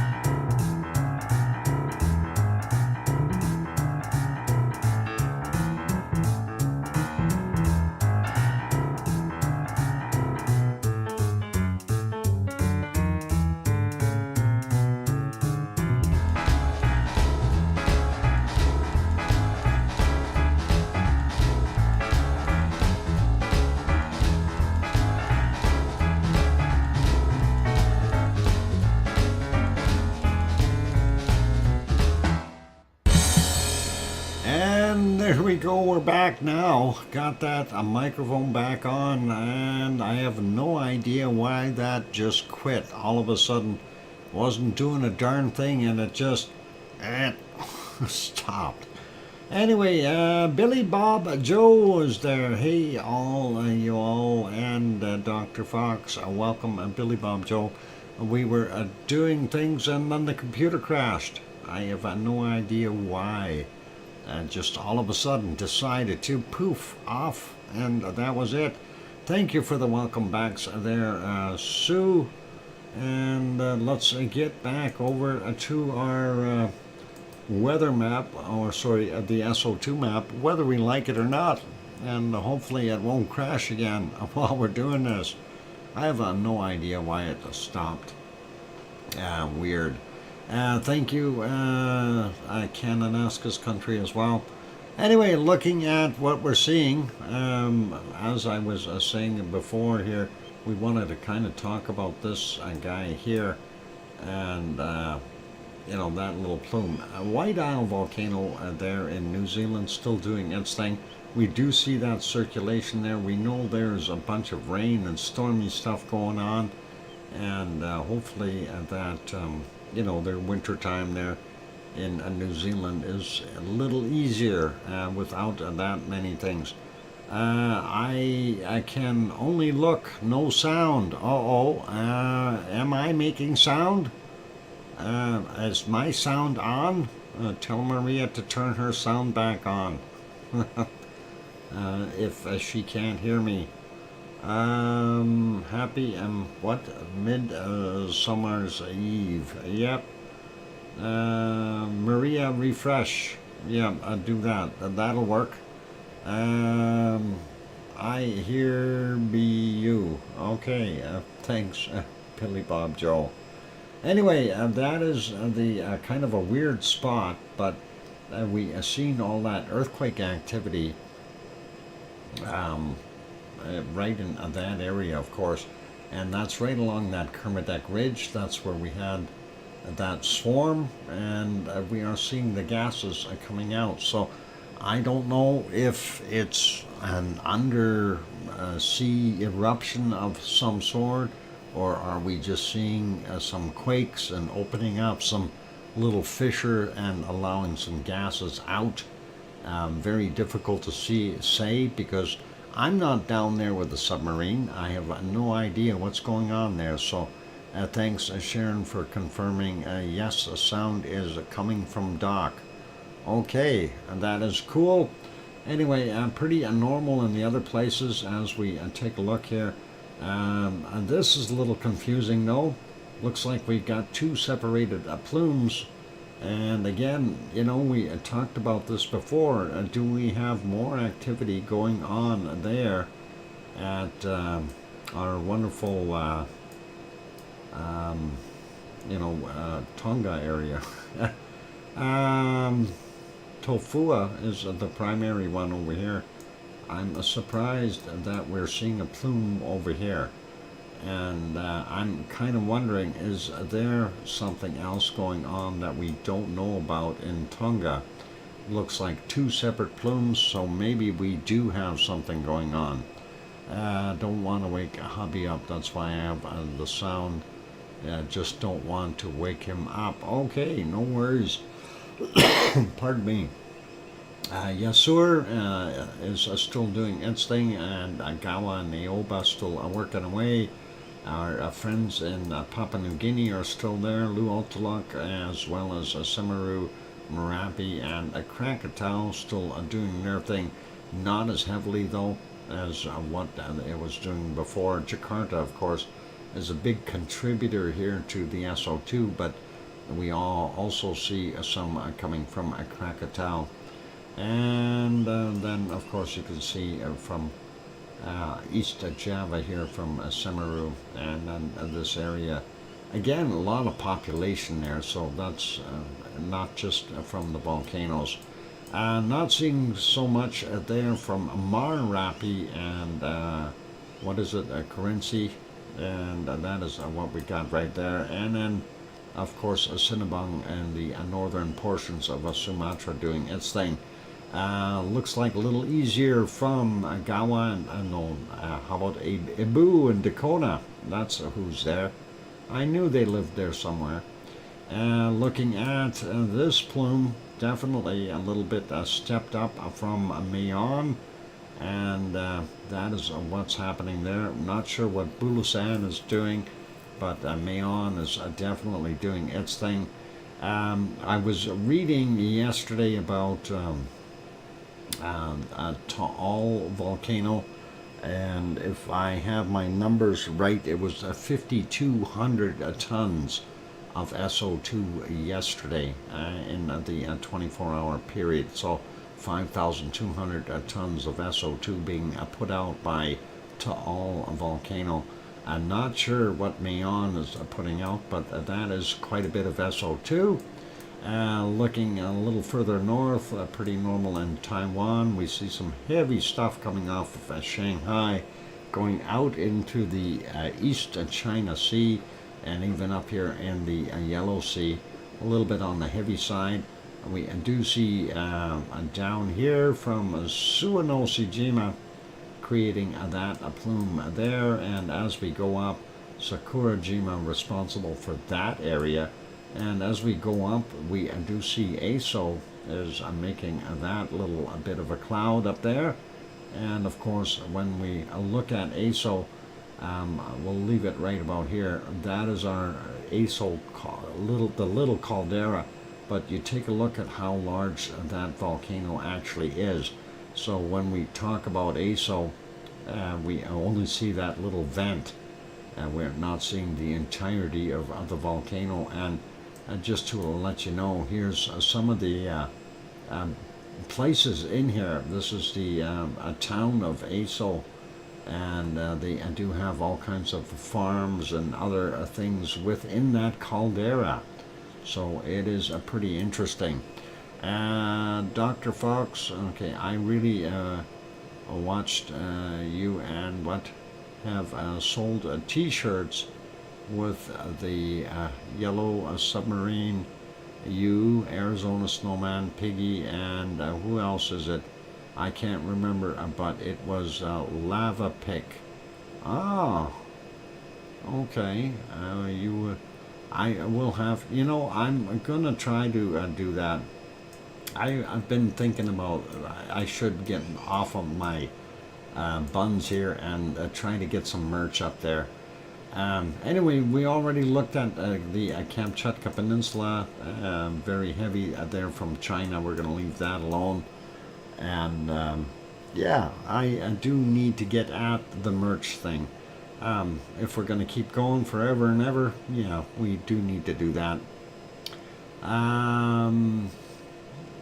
Earbuds, yeah. India, not bad. Could be worse, but could be better too. South Africa, we are still seeing lots of pluming coming off of the mining there from the gold smelting, and doesn't look quite as bad from Goma 1 and 2 there, and the Democratic Republic of the Congo, and not able to discern where Urtael is because of all the other stuff. The way that's drifting in here, it's kind of just pushing all that stuff from Saudi Arabia into Ethiopia, and I'm sure they don't like that, but hey, weather patterns are weather patterns, and we aren't able to see anything there. Of course, these other heavy spots in Saudi Arabia, as well as Kuwait and Iraq and Iran over here, those are all oil refineries. Not sure what this heavier stuff from in Egypt is, if that was something that kind of migrated in there. They do have some industry in Cairo as well. I'm not sure exactly what though. And let's see, what else we got? Well, let's see. Yeah, Tunisia's getting a little bit of that stuff from Mount Etna. We know our wonderful Stromboli is off-gassing a little bit, but we're not seeing anything too heavy coming from it. most of this Mount Etna is off-gassing that SO2 there. Not sure why we have heavy stuff here, whether there might be industry or fires there in Greece or something. Seems to me we've seen very heavy levels up here before, and it could be that there's some kind of a factory or something going on up there. Looks pretty clean in most of Europe. Starts getting a little heavier in Poland and some of these other places here like Serbia and Bosnia, Herzegovina areas.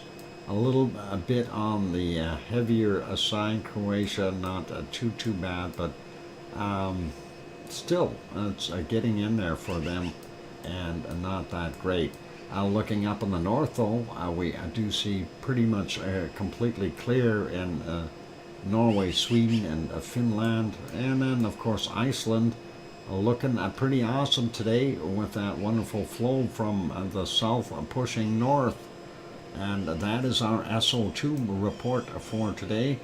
Don't have anything else there, so let's leave the SO2 be, and we will go take a look at our weather, whether we like it or not.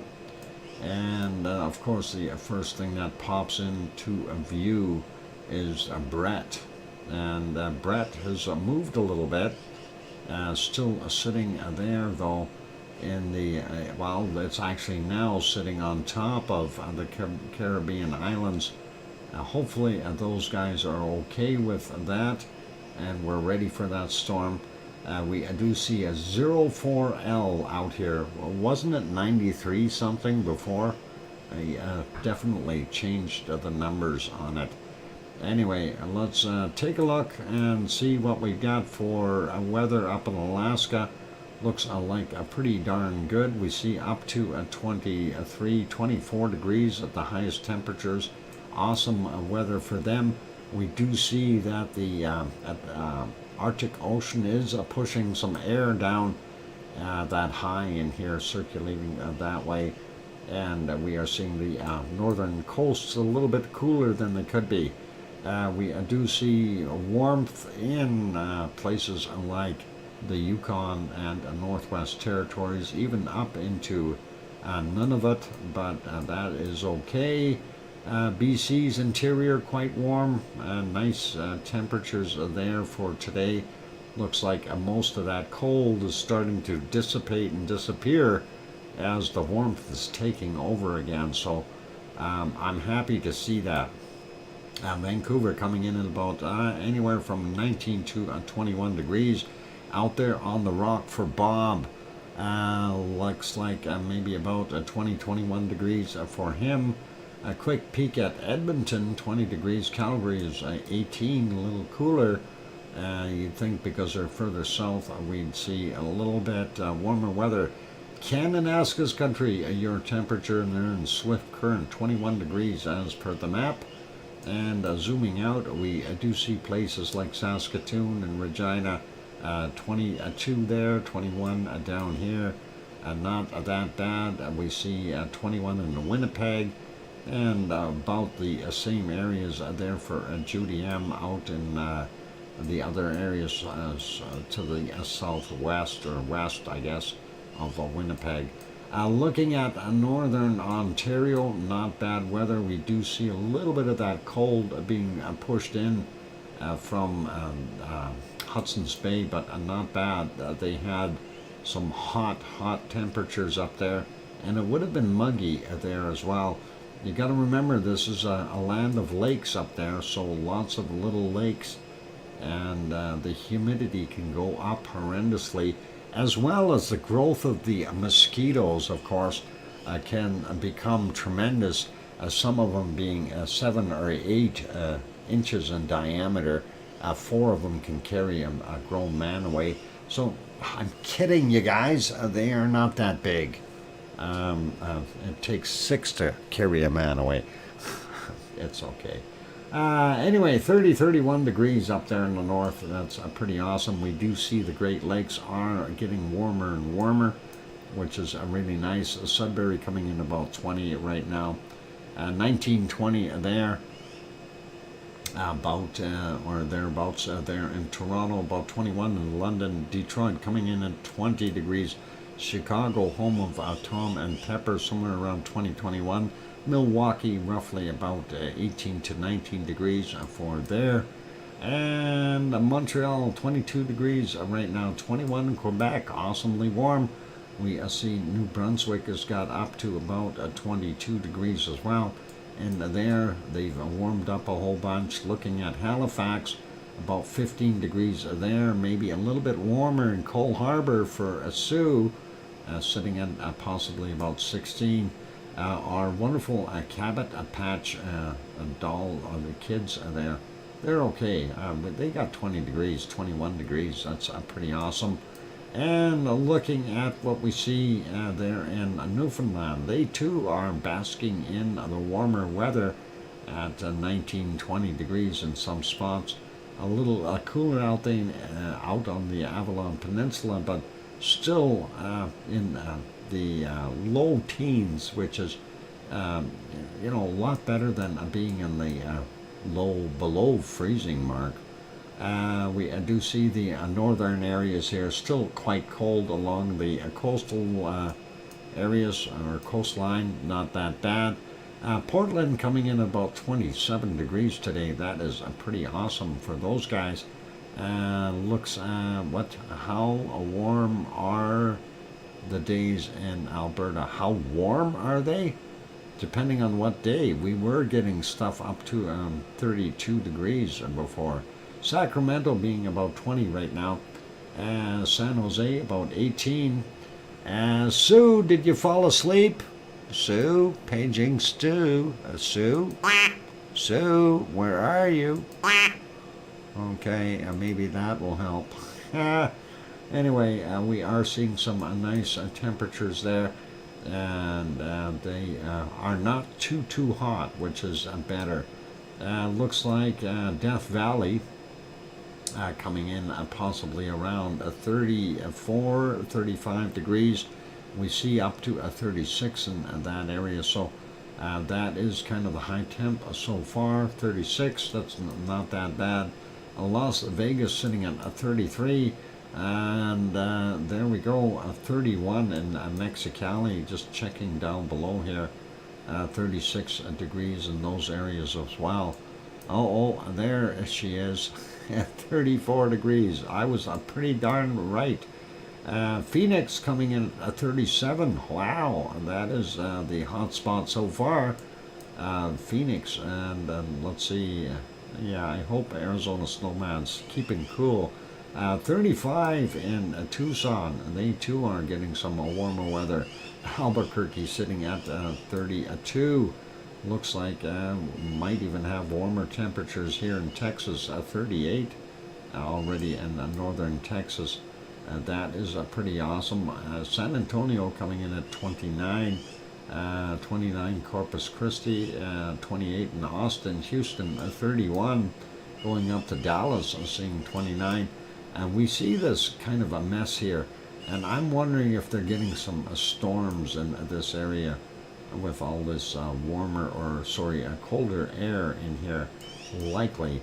Anyway, looks like 26 in Oklahoma City, and Little Rock, Arkansas, about 25 right now. Moving on, looking at New Orleans, 27 degrees. And looks like not bad. Montgomery, Alabama, sitting at 25. Atlanta, 22. Sliding down to Miami, seeing 28 there. Orlando coming in at 23. 23 in Jacksonville as well. And Charlotte, North Carolina, sitting at about 20 degrees. And 23 degrees, very comfortable for Grandma B there in Raleigh. And looking at 21 in Virginia Beach. We go up north here, we see a little bit of colder stuff sneaking in towards the Appalachians, and that is Baltimore 17, Philadelphia 18, a little bit warmer there, 18 in New York, and Boston coming in at about 26 degrees. Those are not bad temperatures. And let's take a look. Cancun about 28, 29. It's got to be hotter here. This looks like a hot spot. 39 degrees so far is the high temp, and it is in Mexico. Oh, I seen a 40 in there. There, right there, 40 degrees. Wow. Okay, so they have got some good temperatures. Looks like most of the Baja of California is looking pretty good. Let's see, in this area we see 39s here. There's another 40. So we have two spots with a 40. Oh, there's a 41. Mexico, 41 degrees so far. That is the high temp so far today. Not seeing quite as high down in the south here, only at 37 or so in the dry region. We are seeing about 22, 23 in Mexico City. Yucatan Peninsula area in the jungle there, not bad, up to about 31. That's not so warm. Looking at what we see further down, Central America is pretty good, and those magpies are awful noisy. Colombia has about 27 to 30 degrees down there in the lowland. Going up the valley, it's holding some good temperatures as well. Venezuela doing about the same thing, up to 31. Jungle areas are not bad, up to 24 to about 26 degrees. Pretty normal for those guys. And the area here, the Amazon basin, basically, 26 to, well, I'd call it 25 to 27 degrees Celsius to be fair. It looks like Peru interior warmed up. They've got some hot spots in there, but nothing too crazy. And the same thing goes for Bolivia, looking not bad for, Pepsi. I forgot the Pepsi time. All right, let me finish South America, then I'm going to go for a break. I need one. I have been parched. Anyway, Paraguay. From 25 down to about 18 or 17 on the bottom end. And we are looking at 20 degrees in Rio de Janeiro, Sao Paulo coming in at 16. And we kind of see that cutoff line right there. And this is Uruguay. Uruguay coming in at about 10 degrees. Buenos Aires 11 or 12, depending on where you point. And looking at most of Argentina, up to about here. Reasonable winter temperatures down in the south, of course, they are right around that freezing mark. When we come back from the break, we will take a look at the weather for New Zealand. In the meantime, I am going to see if I can get something working on here, and maybe put you back on this one. Let's see. If we had put that about here, no, what about here? This will work. Okay, let's try that, see if it'll work. The magpies are complaining out there. I have no idea why. Anyway, let's see if we can move that on just a little bit. How about right about there? 18 minutes after midnight, so that'll work. Okay, I'm gonna go take a break. Those those noisy magpies will be take over the show during the break. They seem really eager to be on the show. You know, it's amazing that they do that. And they sit in the tree right outside the window here, and they start squawking like crazy. I have no idea why they do that during the show. The other ones over in the other pine tree, they are much more well behaved, and I'm very happy about them. But I don't know, what can you do with the magpies that don't want to listen to you? Anyway, let's throw some music back on, and hopefully that'll work during the break. I'm your host, DrFox2000. Hit that like button if you haven't hit it yet, and subscribe if you haven't subscribed yet. I'll be back in 5, 6, or 7 minutes. Keep smiling.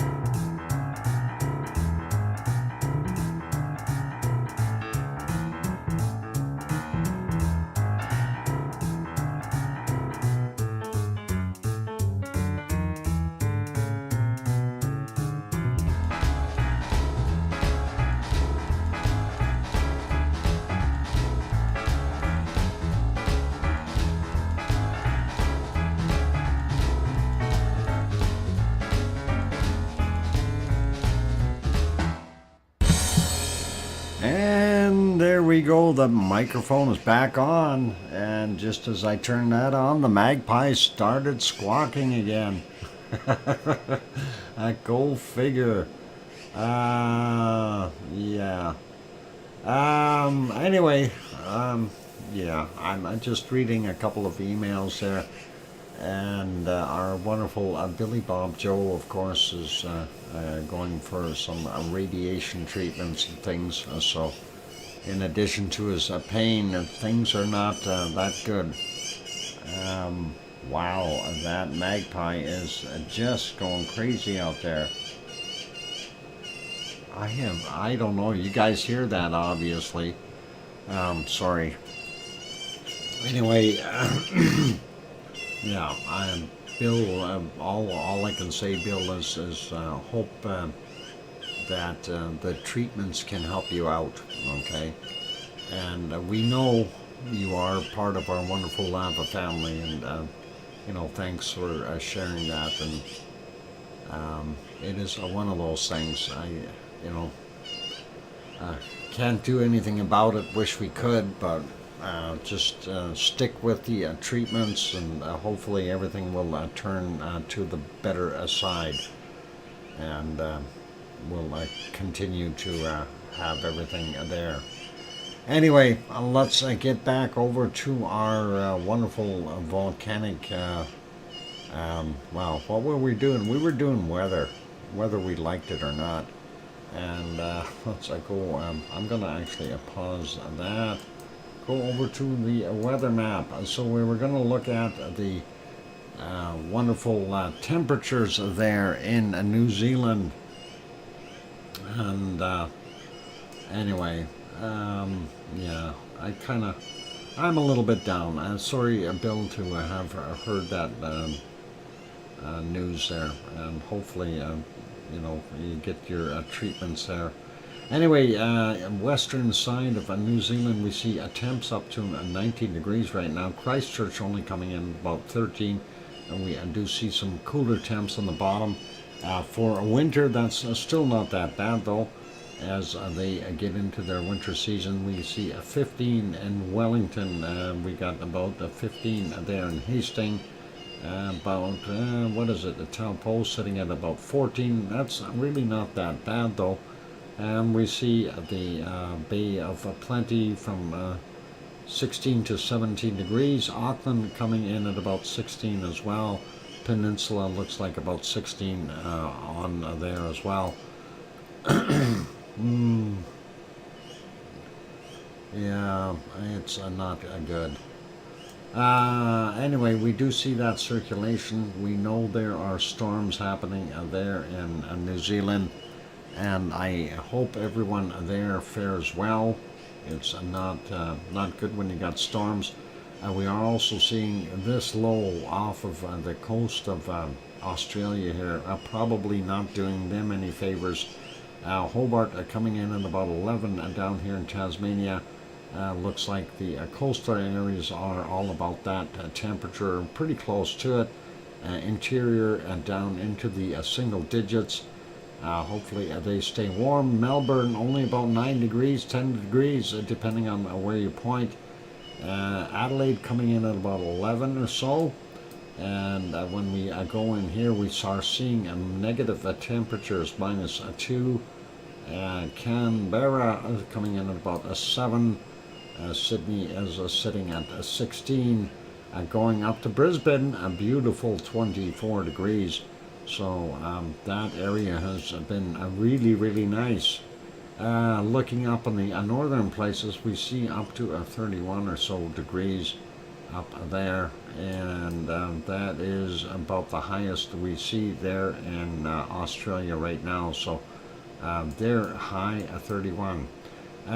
Perth coming in at about 13. It looks like that low is being nasty and pulling up all kinds of cold weather, and hopefully that will quit. Looking over here in the other areas, we do see another circulation, and that is just a little to the eastern side of Tonga, and probably giving them some stormy conditions as well in their area. Same thing with the American Samoas up here, and of course Fiji being 25, 24, 25, Vanuatu 27 down to about 23 degrees, New Caledonia 23 to about 21. Papua New Guinea looking pretty normal temp wise, up to about 31 degrees, and that's not too bad for that island nation. And looking at eastern Indonesia, we see about up to about 30 degrees there on the big island portion, and other islands, of course, somewhere in the high 20s that we're seeing. So they're all doing pretty good for right now. Even Sumatra coming up to about 28 degrees. Singapore is about 29, and 31 there in Bangkok. According to this, it says 33. Well, thanks, Sue. It's kind of hard to tell what they're doing there with the temperatures. We got about 32 over in Manila, so that's, ballpark figures anyway. Looks pretty warm down on the bottom. We've got about 29 degrees there in, what's that place called? Hong Kong? Yeah, that's it, Hong Kong. Kagoshima coming in about 25 right now. Looking at Japan, it's really not that bad. Tokyo is about 23 degrees. And going up, looking for other temperatures, we see Sapporo up here at 22. Wow, those magpies just don't stop, do they? It is incredible. And holy macaroni, look at what we see on the Kamchatka Peninsula. We see temperatures up to 24. We've seen some 26s there. When we were zoomed out, it showed a 26 there, right there. 26 degrees Celsius, and they are basking in the sunshine. A few places like that, so very warm for them, and I bet you the snow is melting like crazy. Looks like this portion of Japan, China is pretty hot, up to about 37 degrees, 38, 39 in some spots. Not quite the 41 that we've seen in Mexico, but pretty close. And we are seeing similar temperatures high up in the 30s there for Pakistan, Delhi coming in at about 28. UAE sitting at 29, 30, and same thing with just about most of, we see up to 33 degrees there in Oman, and we see up to 36 degrees in the bottom end of Saudi Arabia. Yes, yes, yes, birds, I hear you. Now go away. Incredible, the noise. 21 degrees from Cairo, and let's see what do we got out here. I'm hunting for really, really hot temperatures. 37 degrees there. Looks like that's about the top end for our wonderful stuff there in the Sahara Desert. Looking a little further north, going to Turkey. Let's see what we got in Turkey. Malatya coming in at about 16. Adana sitting at about 23 right now. Dr. Fox, magpies have a significant part in the original Bambi. In fact, one helps open the story. Yep, they are kind of an interesting bird. They're a smart bird too. That's the problem. Smart or smart, never mind. A smart bird. Saying about 24 here, but 23 is about okay too. We can understand that. That's pretty close. Athens coming in about 23 as well. And moving over to Sicily. Looks like Sicily is starting to really get warm. We are seeing about 21 or so degrees there at Redanzo on Mount Etna, so we'll see all the snow melt on Etna. That'll be nice, and we'll see it back to its normal state. Where's Catania? About 24 degrees right now. That's not bad for nighttime temperatures, and we see up to 27, 28 on the coast here. And not bad, getting up to where's Naples? Right here, and 23, 24 degrees for them.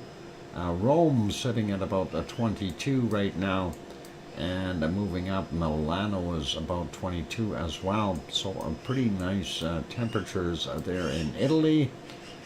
Looks like Lisbon about 19, 20 in Madrid, Spain. Aurelio's house about 16 degrees. Looks like pretty nice down here in the bottom end of France, and we see 16 degrees in Nantes. Paris coming in at about 15. Munich in Germany 18. Frankfurt 18. Cologne 16. Von Coco's house 15. Looks like about 16, 17 degrees in Luxembourg. We see Brussels at 14. 16 in Amsterdam, and looks like about 15 to 16 for all of Holland, not bad, and about the same there in Belgium. Berlin coming in at 17 degrees, and about 15 in Hamburg right now.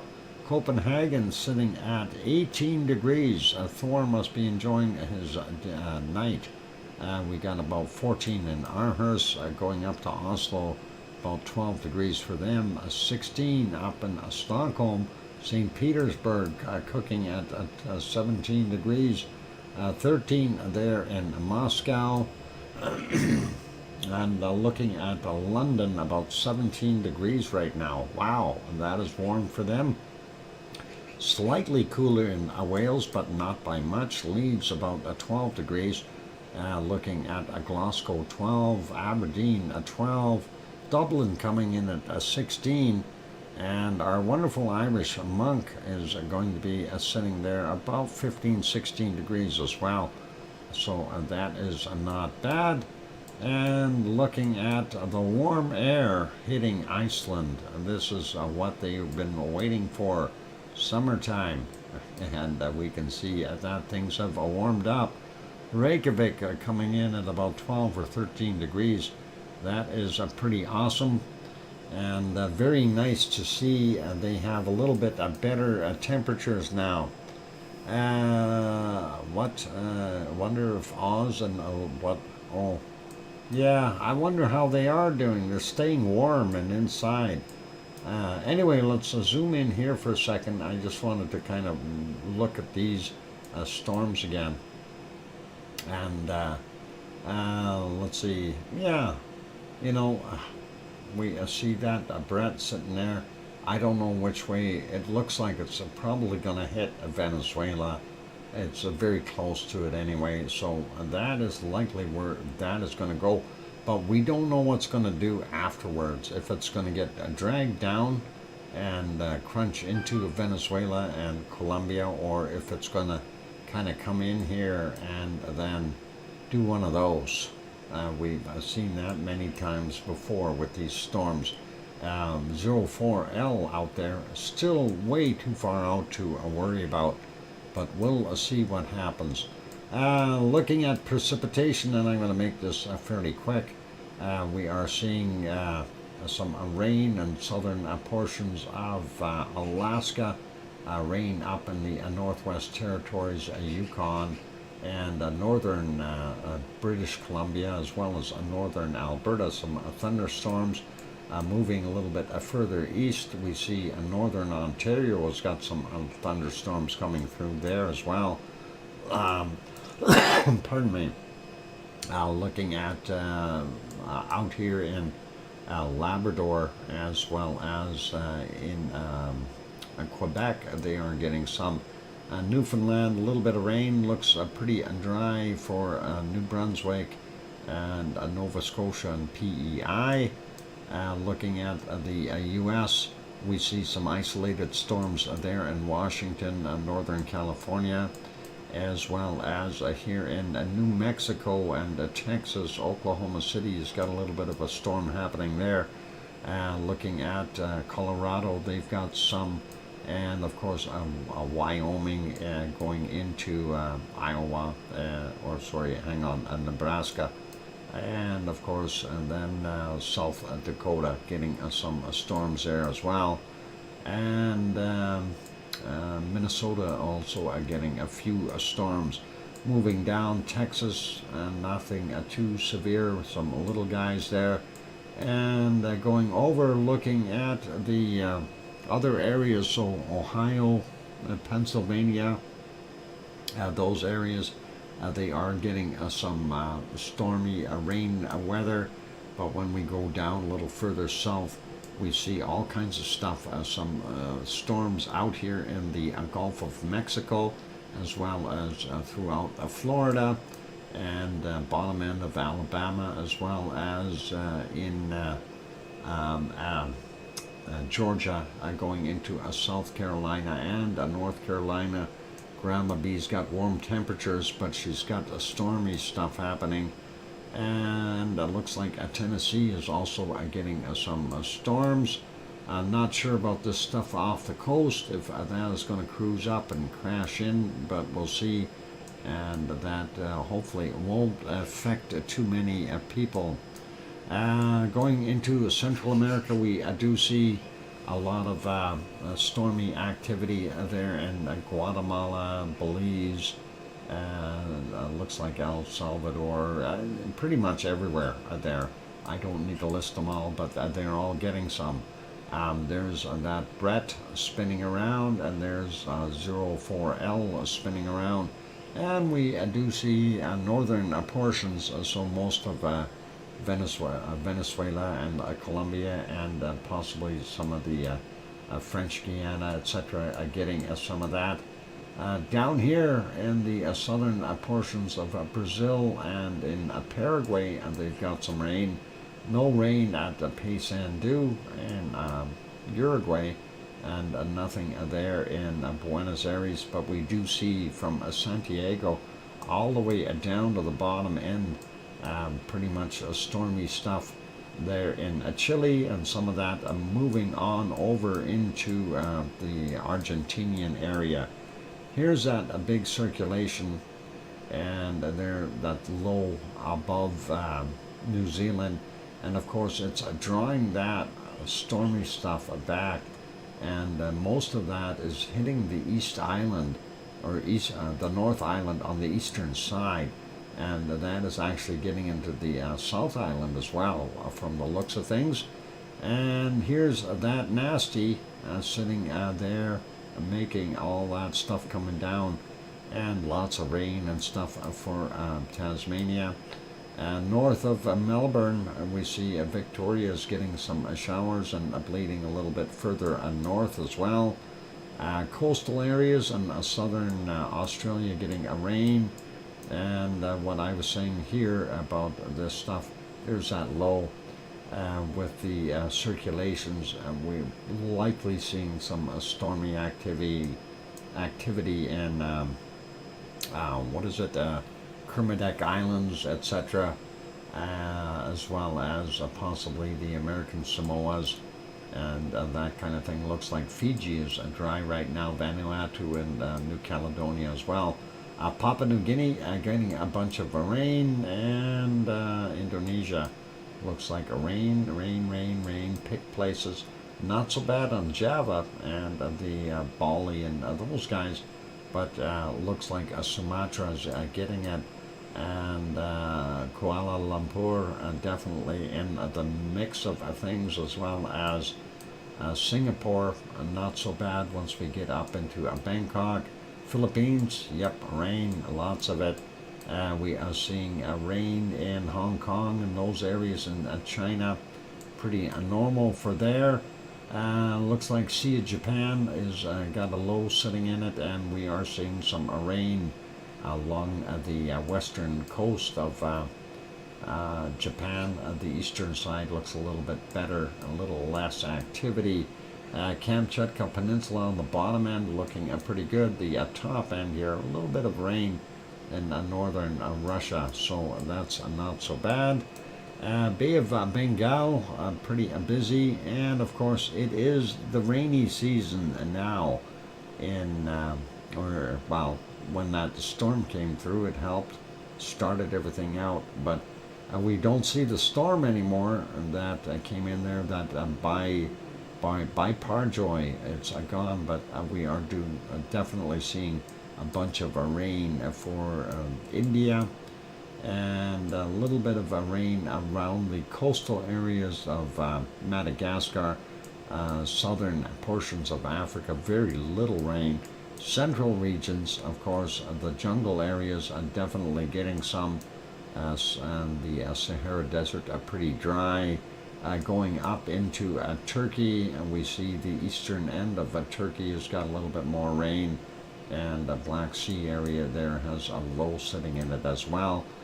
Most of Italy is not bad, but you get up in the northern portions here along the Alps, we start seeing some storms.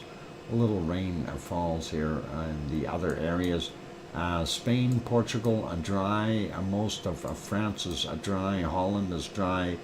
And Belgium is dry. We do have a system sitting here in Germany, a low sitting right on top of almost Hamburg, and or Hanover, I should say. Hamburg is up here, and then we see the second portion of it in the eastern part, where we see it in Berlin, and then of course definitely going into Poland, and moving up, looking at what we see going across Norway and Finland and Sweden.